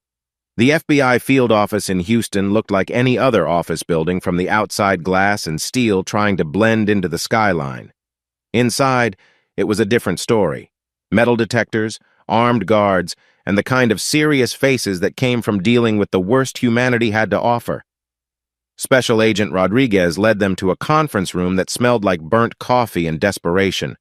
5 other agents were already seated, laptops open, files spread across the table like evidence at a crime scene. Which, Liam supposed, it was. Mr. Matthews, Miss Reeves. Rodriguez nodded to chairs across from him. Thank you for coming. Your discoveries have accelerated our investigation considerably. You were already investigating? Veronica leaned forward. For 3 months. Ever since a life insurance company flagged unusual patterns in death benefits. Your wife, Mr. Matthews, appears on our radar as one of several persons of interest. He pulled up a presentation on the wall screen. But your information fills in crucial gaps. The screen showed a map of Texas and surrounding states. Red pins marked locations, dozens of them, spreading like a virus across the Southwest. Each pin represents a suspicious death over the last 20 years. Wealthy men, mostly older, all died within 2 years of marrying or becoming involved with a younger woman. The women disappeared after collecting insurance or inheritance. Rodriguez clicked to the next slide. We've identified at least 12 aliases used by the woman you know as Grace Matthews. 12? Liam felt sick. That we know of. The real number could be double that. Another click. Financial records filled the screen. Conservative estimate? She's stolen over $30 million, and that's just what we can trace. What about Hunter? Veronica's voice was steady, but Liam saw her hands clench. Mr. Hunter Matthews appears to have joined the operation 5 years ago. We believe he provided legal cover, helped establish shell companies, created false identities. Rodriguez's expression darkened. He also may have graduated from accomplice to killer. A new slide. Tom Bradley's death certificate. The toxicology report showed therapeutic levels of his antidepressants, but we had the samples retested with more sophisticated equipment. Rodriguez paused. We found traces of succinylcholine. That's a paralytic, Veronica breathed. Used in surgery. Also undetectable unless you're specifically looking for it. Causes complete muscle paralysis, including the diaphragm. The victim suffocates while fully conscious but unable to move or call for help. The agent's voice was clinical, but his eyes showed anger. The perfect murder weapon for someone with medical knowledge. Grace was a pharmacy tech before she got her real estate license, Liam said quietly. I always wondered why she kept her old textbooks. Trophies, Rodriguez said. Killers often keep them. The door opened. Jake Morrison entered, followed by Sheriff Coleman and a woman in a sharp suit who radiated federal prosecutor. Assistant U.S. Attorney Dana Chen, she introduced herself. No relation to Sarah Chen before you ask. I'll be handling the prosecution. She took a seat at the head of the table. Gentlemen, Miss Reeves, we need your help. You have everything we know, Veronica said. We have evidence. What we need is bait. Chen's gaze fixed on Liam. Hunter Matthews has agreed to cooperate in exchange for a reduced sentence, but Grace isn't talking, won't even acknowledge her real name. So we need her to make a mistake. Contact someone, try to move money, something that proves consciousness of guilt. Chen leaned back. We want you to visit her, Mr. Matthews. Wear a wire. Get her talking. No. The refusal came instantly. I'm not sitting across from that woman pretending to. Dad would do it. Everyone turned. Isla stood in the doorway, Maria hovering behind her, looking apologetic. Isla, what are you doing here? Liam stood. I followed you. Had Maria drive me. She stepped into the room, all teenage defiance and steel spine. Someone needs to make Mom pay for what she did. If Dad won't do it, I will. Absolutely not. Mr. Matthews, Chen interrupted. We can't use a minor. I'll be 17 next month, and she's my mother. She'll talk to me. Ila's voice was steady, but Liam saw her hands shake. She always underestimated me, thought I was just a dumb kid who didn't notice things. Ila, I know about Tom Bradley, about Richard Holbrook, about all of them. She looked at the screen, at the map with its constellation of deaths. I know what my mother is, and I know she needs to be stopped. Your daughter's brave, Rodriguez said carefully. But this is dangerous. Grace Matthews is cornered, desperate. We don't know what she won't hurt me. Ila's certainty was chilling. I'm the only thing she actually cares about. Her legacy, she used to say. The one pure thing she created. Liam wanted to grab his daughter and run. Take her somewhere safe, somewhere Grace's poison couldn't reach. But looking at her face, he saw the truth. She needed this. Needed to face the monster her mother had become.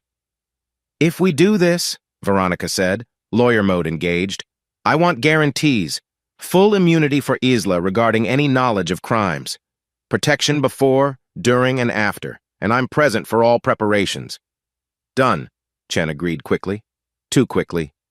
And I go with her, Liam added. That could complicate. Non-negotiable. She's 16 years old. I don't care how brave she is, she's not facing Grace alone. Chen and Rodriguez exchanged looks. We can work with that. Father-daughter visit, very natural, very believable. When? Tomorrow. Grace has been asking about Isla. Her lawyer says she's considering a deal but wants to see her daughter first. What kind of deal?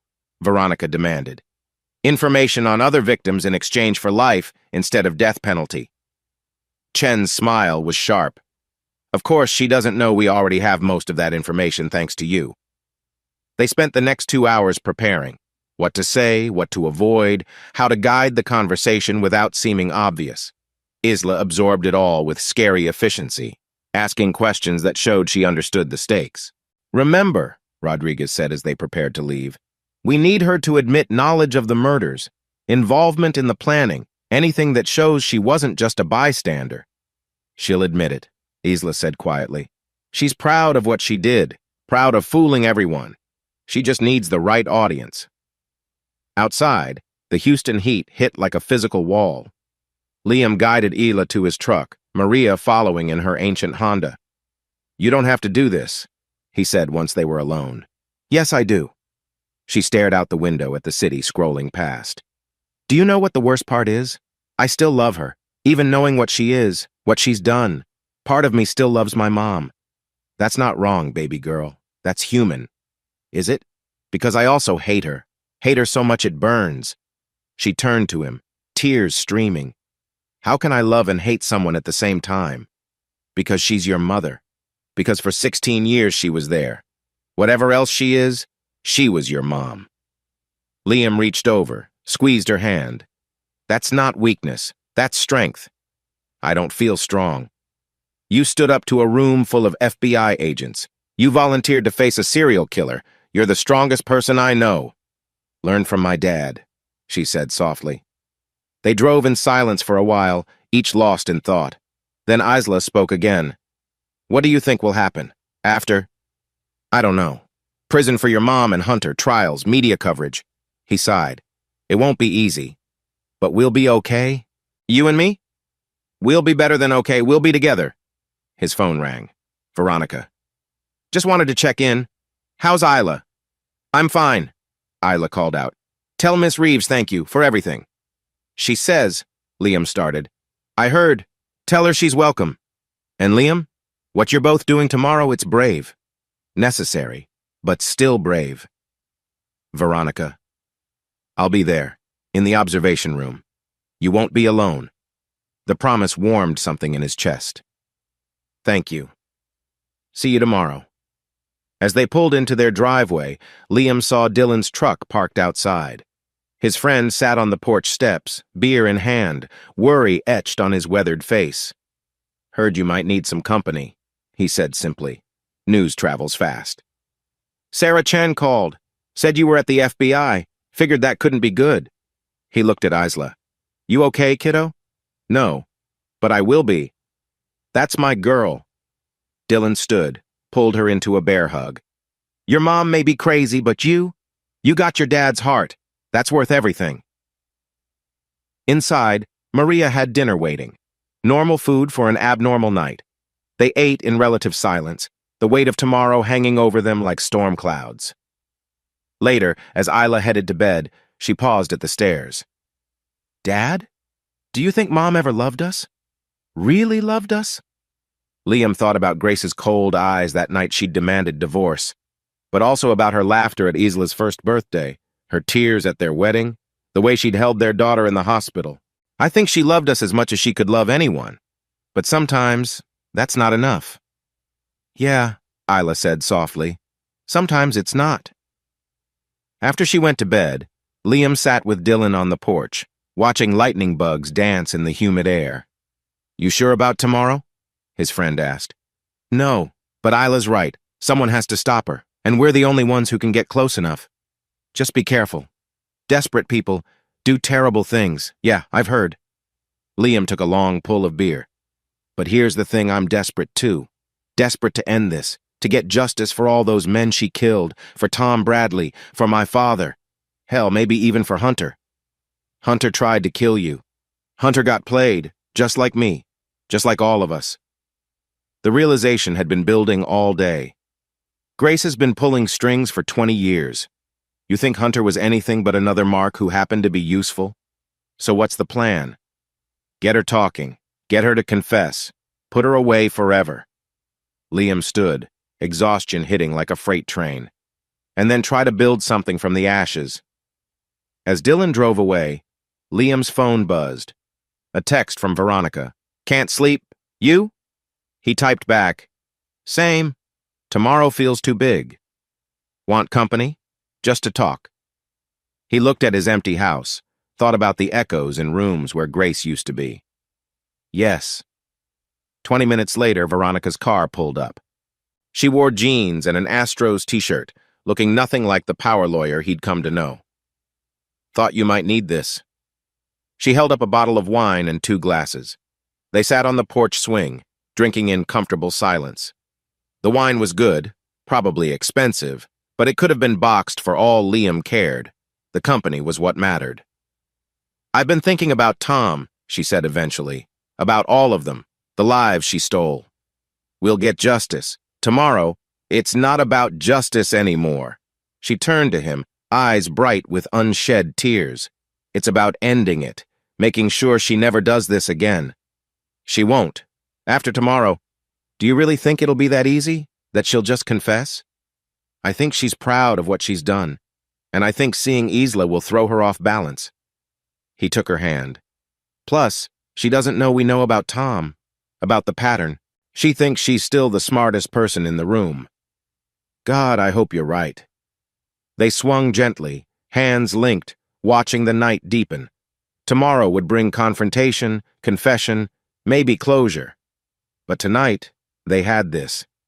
2 damaged people finding comfort in shared pain. Whatever happens, Veronica said softly, you're a good father.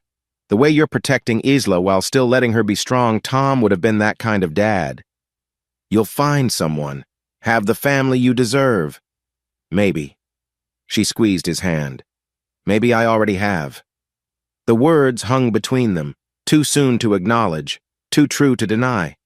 So they sat in silence, swinging gently, preparing for a tomorrow that would either save them or destroy them. In the distance, thunder rumbled. Storm coming, but for now, they had this moment of peace. It would have to be enough. The Harris County Courthouse smelled like old paper and broken promises. Liam adjusted his tie for the 10th time, watching Sarah Chen pace the hallway like a caged animal. Her testimony today could crack Hunter's defense wide open, but she looked ready to bolt. You don't have to do this, Liam said quietly. Sarah stopped pacing, turned to face him. Dark circles under her eyes told the story of sleepless nights. Yes, I do. I've been complicit long enough. You didn't know. I suspected. That's almost worse. She clutched her purse like a lifeline. When you work for someone like Hunter, you learn not to ask questions. But after what he tried to do yesterday, Liam's jaw tightened. Yesterday, Hunter had called Sarah from Federal Holding, voice dripping honey and threats, promised her a bonus if she stayed quiet. When that didn't work, he'd reminded her how hard it was for a young Asian woman to find good legal work in Texas. The implications had been clear. He can't hurt you now, Liam assured her. The FBI has him locked down. Men like Hunter always find a way. But she straightened her shoulders, steel replacing fear. Which is why I'm doing this. Someone needs to stop him. The courtroom doors opened. Amanda Cross emerged, Grace's lawyer, looking like she'd stepped from a fashion magazine. Everything about her screamed expensive, from her Louboutin heels to her perfectly styled blonde hair. She spotted Liam and smiled, shark-like. Mr. Matthews, I hope you're prepared to be reasonable today. My client is willing to discuss terms. Your client is a murderer, Liam said flatly. Amanda's smile never wavered. Alleged murderer. And those are criminal charges, not relevant to our divorce proceedings. We're here to discuss asset division and custody. Like hell we are. A hand touched his arm. Veronica appeared beside him, and Liam felt some of his tension ease.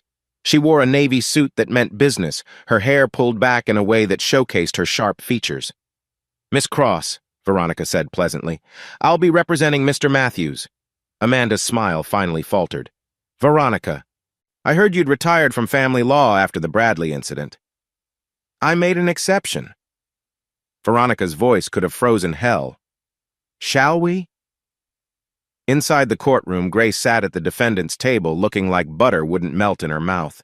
She wore a conservative gray dress, her hair in soft waves, makeup minimal. The grieving wife, confused by these terrible accusations. Only her eyes gave her away cold and calculating as they tracked Liam's movement. Judge Harrison, a stern woman in her 60s, called the court to order. "We're here for preliminary hearings in the matter of Matthews versus Matthews. I understand there are some complications." "Your Honor," Amanda stood, "my client has been subjected to a campaign of harassment and false accusations. She simply wants a fair division of assets and shared custody of their daughter." "Your Honor," Veronica countered, "we have evidence that Mrs. Matthews systematically stole marital assets, attempted to defraud my client, and conspired in attempted murder. We're asking for full custody and complete forfeiture of any claim to marital property." "Those are serious allegations, Miss Reeves." "Yes, Your Honor, which is why we'd like to call our first witness, Sarah Chen." Sarah took the stand like she was walking to her execution. The bailiff swore her in, and Veronica approached with gentle confidence. "Missy Chen, how long have you worked for Hunter Matthews?" 2 years. "And in that time, did you become aware of any relationship between Hunter Matthews and Grace Matthews?" Sarah's eyes flicked to Grace, then away. "Yes, about a year ago I started noticing. Interactions." "What kind of interactions?" "Long lunches, private meetings in his office with the door locked. Once I walked in to deliver papers and they were close, very close." "Did you ever see evidence of financial transactions between them?"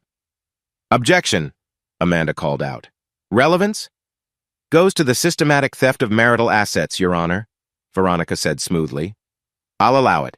Answer the question, Miss Chen." Sarah took a deep breath. "Yes. Hunter had me prepare wire transfers, always just under $10,000, always to accounts I didn't recognize. When I asked, he said it was for client matters, but the authorization signatures were Grace Matthews, and the dates coincided with withdrawals from what I later learned were Mr. and Mrs. Matthews' joint accounts." Murmurs rippled through the courtroom. Grace's composure cracked slightly, her hands clenching in her lap. "Is that all you observed?" Veronica asked. "No."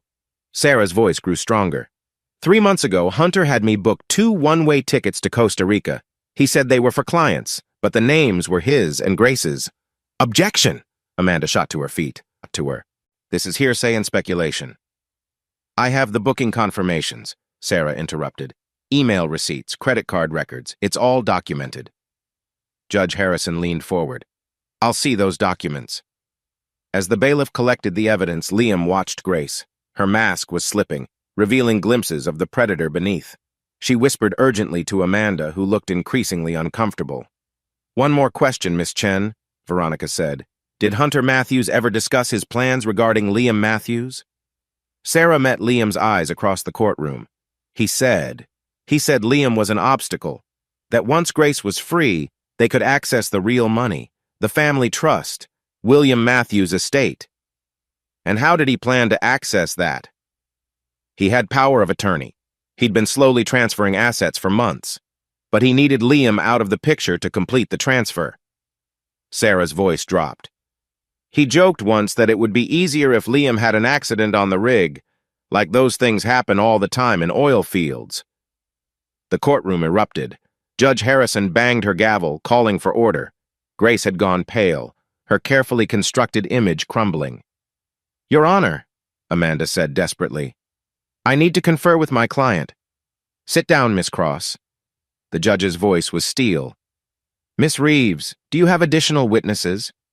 "Several, Your Honor, but first I believe Miss Cross's client has something she needs to disclose." All eyes turned to Grace. She sat frozen, a deer in headlights. Then, with shaking hands, she stood.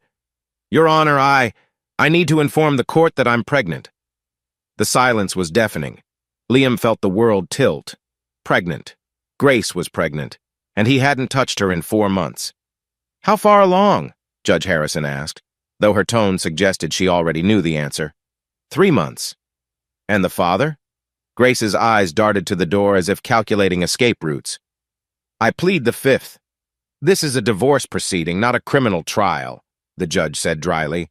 "Answer the question. Hunter Matthews." The words came out as a whisper, but they echoed like thunder.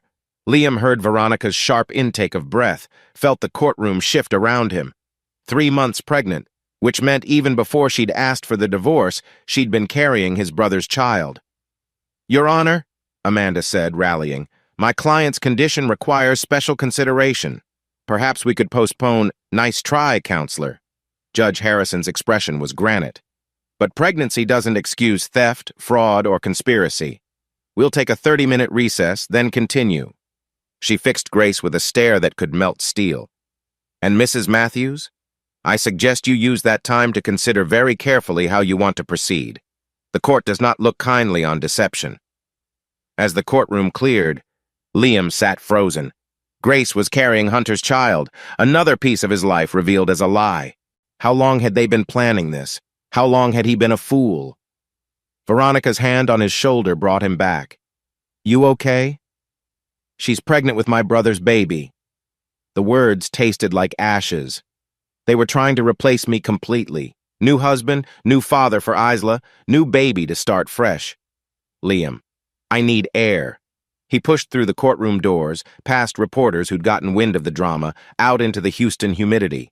The air was thick enough to swim through, but at least it was real. Unlike everything else in his life. Sarah Chen stood by the courthouse steps, smoking with shaking hands. "I'm sorry," she said when she saw him. "I should have told you sooner. You told me when it mattered." Liam leaned against the limestone wall, let its coolness seep into his skin. "That was brave, what you did in there. Brave or stupid. Hunter will destroy my career." "No," Veronica's voice came from behind them. "He won't, because he's going to be too busy trying to stay out of federal prison." She looked at Sarah with something like approval. "That was excellent testimony. Clear, precise, documented. You'd make a good legal assistant." "I am a legal assistant." "Not for a criminal. I meant for me." Veronica handed her a business card. "Think about it. I pay well, and I promise no one will ever ask you to book tickets to flee the country." Sarah's eyes widened. "You're serious?" "Dead serious. Good help is hard to find. Especially help with a conscience." As Sarah walked away, clutching the card like a lifeline, Liam looked at Veronica with new appreciation. That was kind. That was strategic. She knows Hunter's operations inside and out. She'll be invaluable. Veronica's expression softened. "But yes, it was also kind. She reminds me of myself at that age, trying to do the right thing in a world full of wrong people." "Speaking of wrong people," Liam nodded toward the courthouse. "Ready for round 2? "Are you? This is going to get uglier. Grace is cornered now. Pregnant, exposed, facing criminal charges. Desperate people. Do desperate things. Yeah, I'm getting real familiar with that concept." He straightened his tie, squared his shoulders. "Let's finish this." Inside, Grace had composed herself somewhat, but the cracks were showing. Her makeup was smudged, her hands trembled as she sipped water. She looked human for the first time in months, vulnerable. It might have moved him once. Now it just made him angry. "All rise," the bailiff called. Judge Harrison returned, and something in her expression said the recess had been productive. She carried additional files, which she spread before her with deliberate precision. "I've been in contact with federal authorities," she announced. "Given the serious nature of the allegations and evidence presented, this court is prepared to make temporary rulings pending criminal proceedings." She looked at Grace. "Mrs. Matthews, given evidence of asset theft and flight risk, all marital assets are hereby frozen pending investigation. Custody of the minor child, Isla Matthews, is awarded temporarily to Mr. Matthews." "No!" Grace shot to her feet. "You can't take my daughter. I can, and I have." The judge's voice cut like a blade. "You're fortunate you're not being held in contempt. Sit down."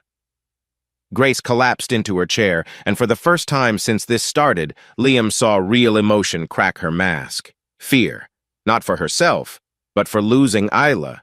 Maybe there was something human left in her after all. "Furthermore," Judge Harrison continued, "given the testimony regarding conspiracy and attempted murder, this court recommends immediate psychiatric evaluation for Mrs. Matthews. The safety of all parties, including her unborn child, must be considered." "Your Honor," Amanda protested, "this is extremely premature." "What's premature is your client thinking she could waltz in here and play the victim after what she's done." The judge's patience had clearly evaporated. "This court is in recess until federal charges are resolved. Mrs. Matthews, you are not to contact Mr. Matthews or the minor child without supervision. Any violation will result in immediate incarceration." She banged her gavel. "We're done here." As the courtroom emptied, Grace caught Liam's arm. Up close, he could see the desperation in her eyes, smell her expensive perfume mixed with fear sweat. "Liam, please. Don't let them take Isla. She needs her mother. She needs a mother who doesn't plot murder." He pulled free of her grip. "You made your choices, Grace. Now live with them." "I'm carrying his child." Her hand went to her still flat stomach. "Doesn't that mean anything to you?" "It means Hunter's going to be a father from federal prison. Congratulations." He walked away, Veronica beside him, leaving Grace sobbing in Amanda's arms. The sound should have moved him. Once it would have, but that was before he knew how many men had heard similar sobs, how many had fallen for the act. Outside, the Houston sun felt like redemption. Sarah Chen waited by Veronica's car, still clutching the business card. "I'll take the job," she said simply. "When do I start?" "Monday," Veronica smiled. "We have a lot of work ahead of us." As they drove away from the courthouse, Liam felt something shift inside him. The first domino had fallen. Grace's empire of lies was crumbling. There would be more battles ahead, criminal trials, custody hearings, the messy untangling of 20 years of deception. But for the first time since that night Grace demanded a divorce, Liam felt like he might actually survive this. The war wasn't over. But today, truth had won a battle. The FBI raid on Hunter's office came at dawn, 3 days after Grace's courtroom revelation. Liam watched from across the street, coffee growing cold in his hand as agents carried out box after box of evidence. 5 years of crimes, all documented in Hunter's meticulous files. His phone buzzed. "Veronica, turn on Channel 13.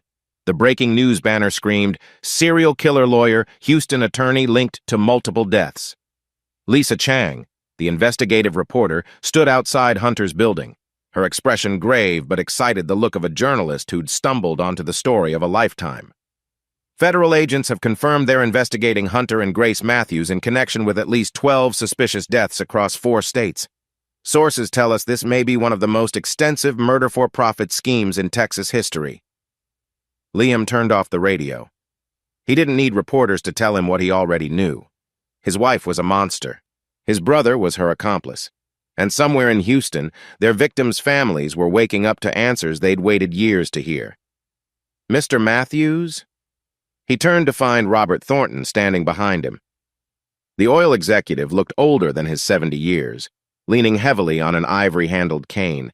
This was the man Maria had mentioned, the one with the expensive cologne who'd visited Grace. "Mr. Thornton, I owe you an apology." The old man's voice was gruff. "And probably my life." "I don't understand." Thornton gestured to a nearby diner. "Let me buy you breakfast. It's the least I can do for the man who saved me from your wife." Inside, over eggs and bitter coffee, Thornton laid out his story. 6 months ago, at a charity gala, Grace had approached him. Recently widowed, lonely, wealthy, he'd been perfect prey. "She was so understanding about Martha's death," he said, stirring sugar into his coffee with a trembling hand. "Said she knew what it was like to feel trapped in a marriage. We started meeting for lunch, just talking at first. But it became more. I thought so. She made me feel young again, desirable." His laugh was bitter. "Old fool that I am. She said she was leaving you, that we could be together once her divorce was final. When did she ask for money? She didn't. That was the brilliant part. Thornton pulled out a document. She convinced me to update my will, said it was smart planning at my age, recommended a lawyer who could handle it discreetly. Let me guess, Hunter Matthews. Got it in one. New will left everything to my companion should I die within 2 years. He met Liam's eyes. Started feeling sick about a month ago. Fatigue, confusion. My doctor couldn't find anything wrong. Said it was just age. Liam felt cold. The same symptoms his father had shown before the overdose. You think she was poisoning you? I know she was. Had my blood tested at a private lab after your arrests hit the news. Found traces of digitalis. Heart medication I've never taken. He leaned forward. 2 more months, and I'd have been another heart attack statistic. Why didn't you go to the police? I did. This morning, FBI took my statement, my blood work, everything. Thornton's expression hardened. I also gave them this. He pulled out a small recorder.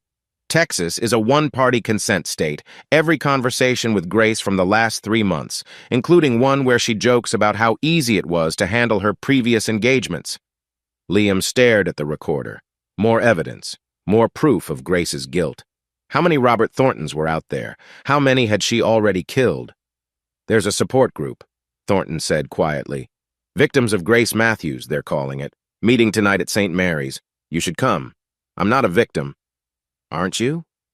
The old man's eyes were knowing. Just because you survived doesn't mean you weren't hunted. After Thornton left, Liam sat in the diner, processing. Grace had been running multiple schemes simultaneously. Him, his father, Thornton, how many others? How had she kept all the lies straight? His phone rang. Isla. Dad, did you see the news? Yeah, baby girl. You okay? Emma's mom won't let her talk to me. Says we're a criminal family now. Her voice was small, hurt. Where are you? School. But everyone's staring at me. Someone put a printout of Mom's mugshot in my locker. I'm coming to get you. Dad, I can handle... I'm coming. 20 minutes later, he pulled up to St. Catherine's Academy. Ela stood by the entrance, shoulders hunched, trying to disappear into her uniform. She looked so young, so vulnerable. His heart broke all over again. Hey, he said as she climbed in. Hey. They drove in silence for a while, Liam searching for words that didn't exist. How do you comfort a child whose world has exploded? What wisdom covers finding out your mother is a serial killer? Ice cream? He finally asked. It's 10 a.m. Ice cream doesn't have a schedule. She almost smiled. Okay. At the marble slab, they sat outside despite the humidity, watching Houston wake up around them. Normal people living normal lives, oblivious to the darkness that had touched the Matthews family. Is it true? Isla asked finally. What they're saying about Mom? All those men? The FBI thinks so. But what do you think? Liam considered lying, protecting her from the ugly truth, but she'd been lied to enough. I think your mother is sick, Isla. I think she's been sick for a long time and she hid it very well. Sick like crazy? Sick like broken. Something inside her doesn't work right, the part that tells us not to hurt people. Isla stirred her mint chocolate chip slowly. Did she ever love us? Or were we just another con? I don't know, baby girl. I want to believe she loved you at least, but I don't know what was real anymore. Uncle Hunter's baby, she said suddenly. What happens to it? Liam had been trying not to think about that. Grace pregnant in prison, a child born into a legacy of murder and lies. I don't know that either. Would you? Would you take it? The baby, if Mom goes to prison? The question hit him like a sledgehammer. Would he? Could he raise the child of his wife's betrayal? The product of her affair with his brother? That's not a decision I have to make right now. But if you did... He looked at his daughter, saw Grace's eyes but his own heart shining through. Every child deserves a chance. It's not the baby's fault who its parents are. You're a good person, Dad. She reached over, squeezed his hand. Better than they deserved. Before he could respond, his phone buzzed. Veronica, emergency. Hunter's making a deal. Courthouse, 1 hour. I have to go to court, he told Isla. Want to come to the office with me or... I'll come. Can't be worse than school. The courthouse was a circus. Media vans lined the street, reporters shoving microphones at anyone who looked connected to the case. They pushed through the crowd, Liam shielding Isla from the cameras. Inside, Veronica waited in a conference room, looking furious. "Hunter's been offered a plea deal," she said without preamble. "Full cooperation against Grace in exchange for 10 years instead of life." 10 years? For murder? Accessory to murder. The DA thinks Grace was the primary actor. Hunter just facilitated. She slammed a file on the table. He's claiming she manipulated him, that he discovered her past, and she threatened to frame him if he didn't help. "That's bull." Liam glanced at Isla. "That's garbage." "Of course it is. But juries love a redemption story. Poor Hunter led astray by the evil woman." Veronica's smile was sharp. "Which is why I've been busy." She opened the file, revealing photographs, documents, financial records. 5 years ago, Tom Bradley died. We always suspected Hunter was involved, but look at this.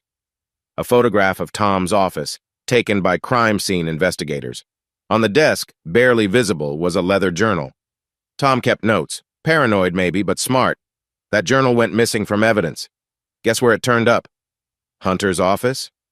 In his personal safe, which the FBI cracked this morning. She pulled out photocopies. Tom documented everything. Meetings with Hunter, Grace's visits, his growing suspicions. The last entry is dated the day before he died. Liam read Tom's neat handwriting. H, increasingly aggressive about Singapore transfer. G visited again today, strange how she always comes when Veronica's at work. Starting to think this whole deal is a setup. If something happens to me, look at the tea. She always insists on making tea. The tea, Liam breathed. Just like with Thornton. She was poisoning him. Slowly, making him seem unstable, paranoid, classic gaslighting. Veronica's voice was ice. When that didn't work fast enough, they staged the suicide. Can you prove it?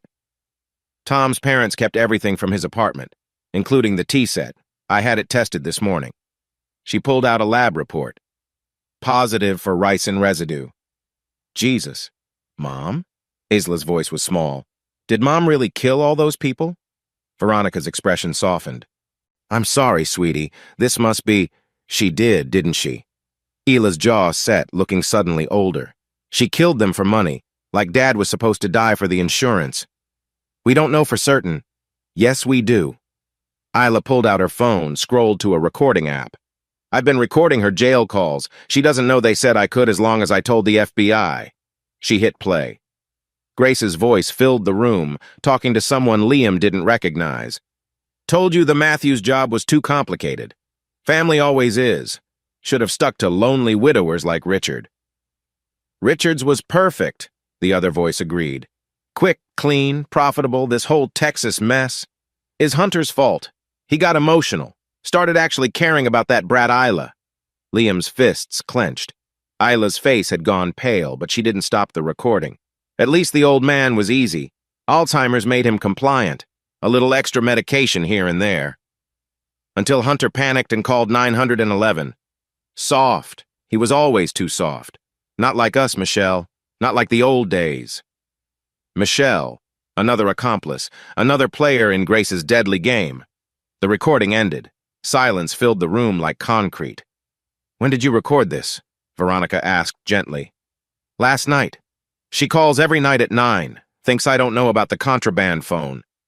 Isla's voice was steady, but tears ran down her cheeks. I wanted to believe she was innocent, that everyone was wrong. But she's not, Liam finished. She's exactly what they say she is. A knock interrupted them. An FBI agent entered. Miss Reeves, the plea hearing is starting. Hunter Matthews is about to testify. They filed into the courtroom, Liam keeping Isla close. Grace sat at the defense table, orange jumpsuit replacing her designer dresses. She looked smaller somehow, diminished, until she saw Isla. Then her face lit up with something that might have been maternal love, if Liam believed she was capable of it. Hunter was brought in separately, shackled but wearing a suit. He looked terrible weight loss, hollow eyes, the look of a man whose world had collapsed. Good, Liam thought savagely. Mr. Matthews, the prosecutor began, you've agreed to testify truthfully about your involvement with Grace Matthews. Yes. Hunter's voice was barely audible. How long have you been romantically involved with your brother's wife? Hunter's eyes flicked to Liam, then away. 2 years. Longer than anyone had guessed. 2 years of family dinners, of birthday parties, of betrayal served with smiles. And when did you become aware of her criminal activities? About 18 months ago. She told me about Tom Bradley. Said it was an accident, that she'd only meant to make him sick but gave him too much. Lies. All lies. But Hunter sold them well. The remorseful accomplice drawn in by love. The prosecutor led him through the crimes, each revelation another nail in Grace's coffin, but also in Hunter's. 10 years or not, his testimony was self-incrimination. The plan regarding Liam Matthews, the prosecutor continued.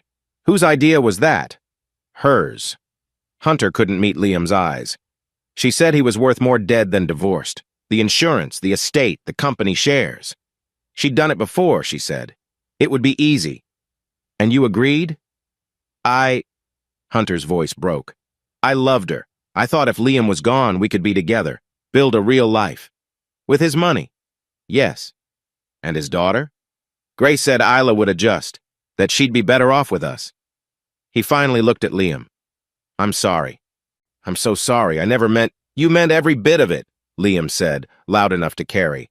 You just never meant to get caught. Mr. Matthews, the judge warned, please remain silent. But the damage was done. Hunter's carefully crafted remorse cracked, showing the calculating man beneath. The rest of his testimony was mechanical, detailing dates and places and methods, a roadmap of betrayal. When it was over, when Hunter was led away and court adjourned, Grace's lawyer approached. My client wants to see her daughter, Amanda Cross said. Just for a moment. No, Liam said immediately. I'll do it, Isla said. I have something to say to her. They arranged it in a side room, guards present, Liam and Veronica close by. Grace's face lit up when Isla entered, then fell at her daughter's expression. Baby, I'm so sorry you have to see me like this. I'm not your baby. Isla's voice was steady, adult. I'm not your anything anymore. Isla, please. You don't understand. I understand everything. Isla pulled out a printed transcript. Every call, every confession. I know about Tom Bradley, about Richard Holbrook, about all of them. Grace's mask finally shattered completely. I did it for us, for our future. You did it for money, for the thrill, for whatever broken thing inside you needs to hurt people. Isla stood.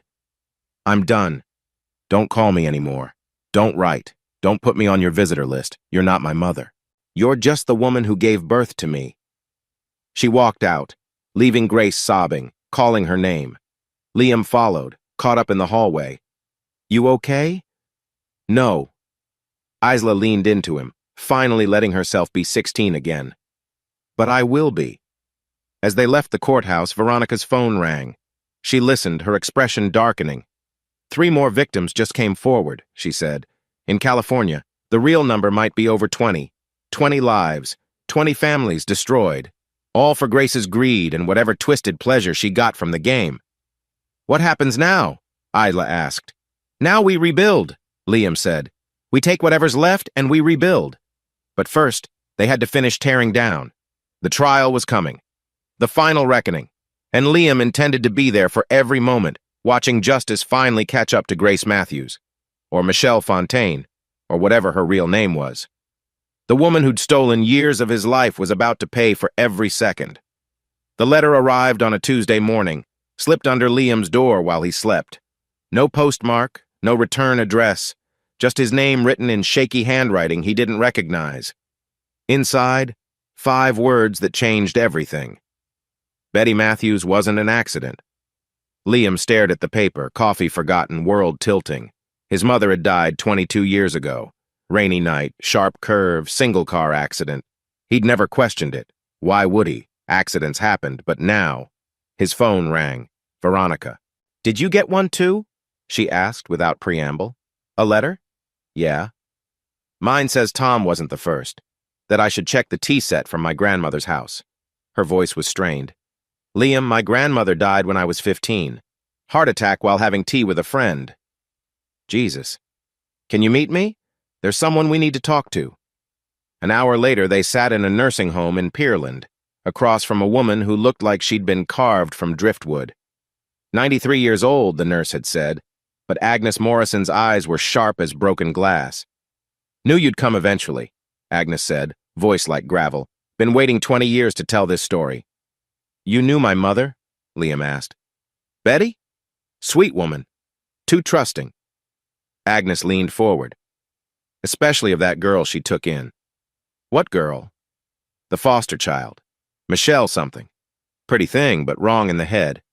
Betty felt sorry for her, tried to give her a family. Agnes's expression darkened.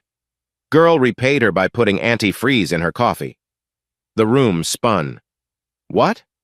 Couldn't prove it. Michelle was clever, even at 17. Made it look like Betty had been drinking. Car accident on a rainy night. Alcohol in her system. Agnes fixed Liam with those sharp eyes. Except Betty hadn't touched a drop since you were born. Swore off it completely. Why didn't you say something then? To who? The police who'd already closed the case? The grieving widower who'd just lost his wife? Agnes shook her head. Besides, the girl disappeared right after the funeral. Thought that was the end of it. But it wasn't, Veronica said quietly. No. Saw her picture in the paper when you got married. She nodded at Liam. Different name, different hair, but same eyes. Same dead eyes. Tried to warn you, but who listens to an old woman's ramblings? Liam pulled out his phone, showed her a recent photo of Grace. This is her? Agnes studied it, then nodded slowly. That's Michelle. Older, polished up, but that's her. Betty's little foster daughter who killed her for the insurance money. Insurance money? $50,000. Betty had taken out a policy with Michelle as beneficiary, said the girl needed a future. Agnes laughed bitterly. Got a future all right, built on Betty's grave. They left the nursing home in stunned silence. In the parking lot, Liam leaned against his truck, trying to process. Grace hadn't just married into his family. She'd destroyed it from the inside, starting decades ago. She killed my mother. The words felt unreal. She was 17, and she killed my mother. The question is, Veronica said carefully, did Hunter know? Liam's phone rang before he could answer. Jake Morrison. You need to get to the federal building. Now. Hunter's lawyer is making a play, and you're not going to like it. The federal building's conference room was packed. FBI agents, prosecutors, Hunter's legal team, and in the corner, a woman Liam didn't recognize. Petite, Asian, probably 60. Mr. Matthews, the lead prosecutor said, thank you for coming. There's been a development. Hunter's lawyer, a shark named Brennan, stood. My client has additional information to trade. Information about murders the FBI isn't even aware of. We're listening, the prosecutor said. 23 years ago, Betty Matthews died in a car accident, except it wasn't an accident. Brennan pulled out a file. My client has proof that Grace Matthews, then known as Michelle Fontaine, murdered Betty Matthews for insurance money. That's impossible, the prosecutor said. Grace would have been 17, a foster child in the Matthews home. Brennan smiled coldly. My client discovered this months ago while researching his partner's background. He has documents, photos, even a recorded confession. Recorded? Liam's voice was ice. When? 6 months ago. My client, concerned about his involvement with Grace, began recording their conversations. Brennan produced a small device. Would you like to hear your wife confessing to murdering your mother? The room went silent. Liam felt Veronica's hand on his arm, grounding him. Play it, he said. Hunter's voice filled the room first. The old woman at the nursing home, Agnes something. She's been asking questions about Betty Matthews. Then Grace. Agnes Morrison, nosy old bat, always suspected about the antifreeze. You really did it? Killed Liam's mother? She was going to kick me out. Found out I'd been stealing from her purse. Said I had to leave after graduation. Grace's laugh was chilling. Couldn't have that. I'd worked too hard to get into that family. So you killed her. Made it look like drunk driving. Even poured whiskey on her before calling 911. Everyone bought it except Agnes. And she's still alive. For now. But if she keeps talking. The recording ended. Liam stood frozen, rage and grief warring in his chest. All these years he'd mourned a mother taken by tragic accident, but it had been murder. Cold, calculated murder by a teenage psychopath who'd then waited 20 years to come back and finish destroying his family. "There's more," Brennan said. "My client has a full dossier on Grace's activities. Every murder, every identity, every dollar stolen. In exchange for this information and testimony, we're asking for 5 years. Minimum security." 5 years? Veronica exploded. "He tried to murder. He was manipulated by a master criminal who'd been grooming victims since she was a teenager." Brennan's voice was smooth. "My client is a victim too." "Victim my ass," Liam growled. The woman in the corner stepped forward. "May I speak?" Everyone turned. She was holding a manila envelope, hands steady despite the tears on her cheeks. "My name is Dr. Patricia Wong. I was Betty Matthews' physician." She opened the envelope, pulled out medical records. "Betty came to me 2 weeks before she died. Said she was having stomach problems. I ran tests. And," the prosecutor prompted, "I found traces of ethylene glycol in her system, antifreeze, not enough to kill quickly but enough to make her sick." Dr. Wong's voice hardened. "I told her someone was poisoning her. She laughed, said that was impossible. The only people with access to her food were family." "Why didn't you report this?" Agent Rodriguez demanded. "I did, after she died. But the police said the case was closed. Accident. The alcohol in her system proved she'd been drinking and driving." Dr. Wong met Liam's eyes. "I'm sorry. I should have pushed harder. But I was young, and they were so certain." "It's not your fault," Liam said quietly. "You tried." "There's something else," Dr. Wong continued. "Betty told me she'd changed her will, cut out the foster daughter completely, said the girl had shown her true colors, and she wouldn't get another dime. So Michelle killed her before the will could be changed," Veronica said. "The will was changed," Dr. Wong said. "But somehow after Betty's death an older version surfaced, one that still included Michelle." "Let me guess," Liam said. "Hunter handled the probate." "No, Hunter would have been in law school then." Dr. Wong pulled out another document, but a lawyer named James Chen did. He died 5 years later. "Heart attack?" Veronica guessed. "Suicide, allegedly. Left a note confessing to various financial crimes." Dr. Wong's smile was grim. "His secretary at the time? A young woman named Jennifer Walsh." Jennifer Walsh, another of Grace's identities. She'd been playing this game for over 20 years, leaving bodies in her wake like breadcrumbs. "This changes things," the prosecutor said slowly. "If we can prove Grace murdered Betty Matthews, that's special circumstances. Death penalty is back on the table." "No deals for Hunter then?" Liam asked. "We'll see. His information is valuable, but 5 years?" The prosecutor shook his head. "Not for someone who knowingly partnered with a serial killer." "I want to hear the rest," Liam said suddenly. "The other recordings. Everything Hunter has on Grace." "That's not," Brennan started. "That's perfectly reasonable," the prosecutor interrupted. "Mr. Matthews has a right to know the full extent of his wife's crimes, especially regarding his mother." They spent the next 3 hours listening to recordings, reviewing documents, piecing together the full horror of Grace's history. She'd started young, a foster child, bouncing between homes, learning early that death could be profitable. Betty Matthews had been her 4th victim, but the first to give her real money and connections. "She used my mother's death to build her new identity," Liam said, staring at forged documents. "Took the insurance money, created Jennifer Walsh, went to college, became respectable. While leaving a trail of bodies behind her," Veronica added. The worst recording came last. Grace and Hunter, in bed from the sounds of it, planning Liam's death. "Make it look like an accident on the rig," Grace's voice purred. "Those things are dangerous. Accidents happen all the time." "And if that doesn't work?" "Then we use the insulin. Massive overdose. Inject it between his toes. By the time they find him, it'll look like a heart attack, just like Richard." "You're sure Isla won't suspect?" "Isla's a child. She'll grieve, then move on, especially with a new baby to focus on." The sound of rustling sheets. Our baby. Our future.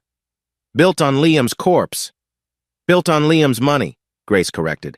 The corpse is just a necessary step. They laughed then, the sound cutting through Liam like a chainsaw. His brother and his wife laughing about his murder while planning their future with his daughter. Enough, he said. The recording stopped. Everyone in the room was staring at him with mixtures of pity and horror. He didn't want either. What happens now? He asked. Now we build an airtight case, the prosecutor said. With Hunter's testimony and evidence, we can prove multiple murders, including Betty Matthews. Grace will never see freedom again. And Hunter? 15 years. That's my offer. To be continued,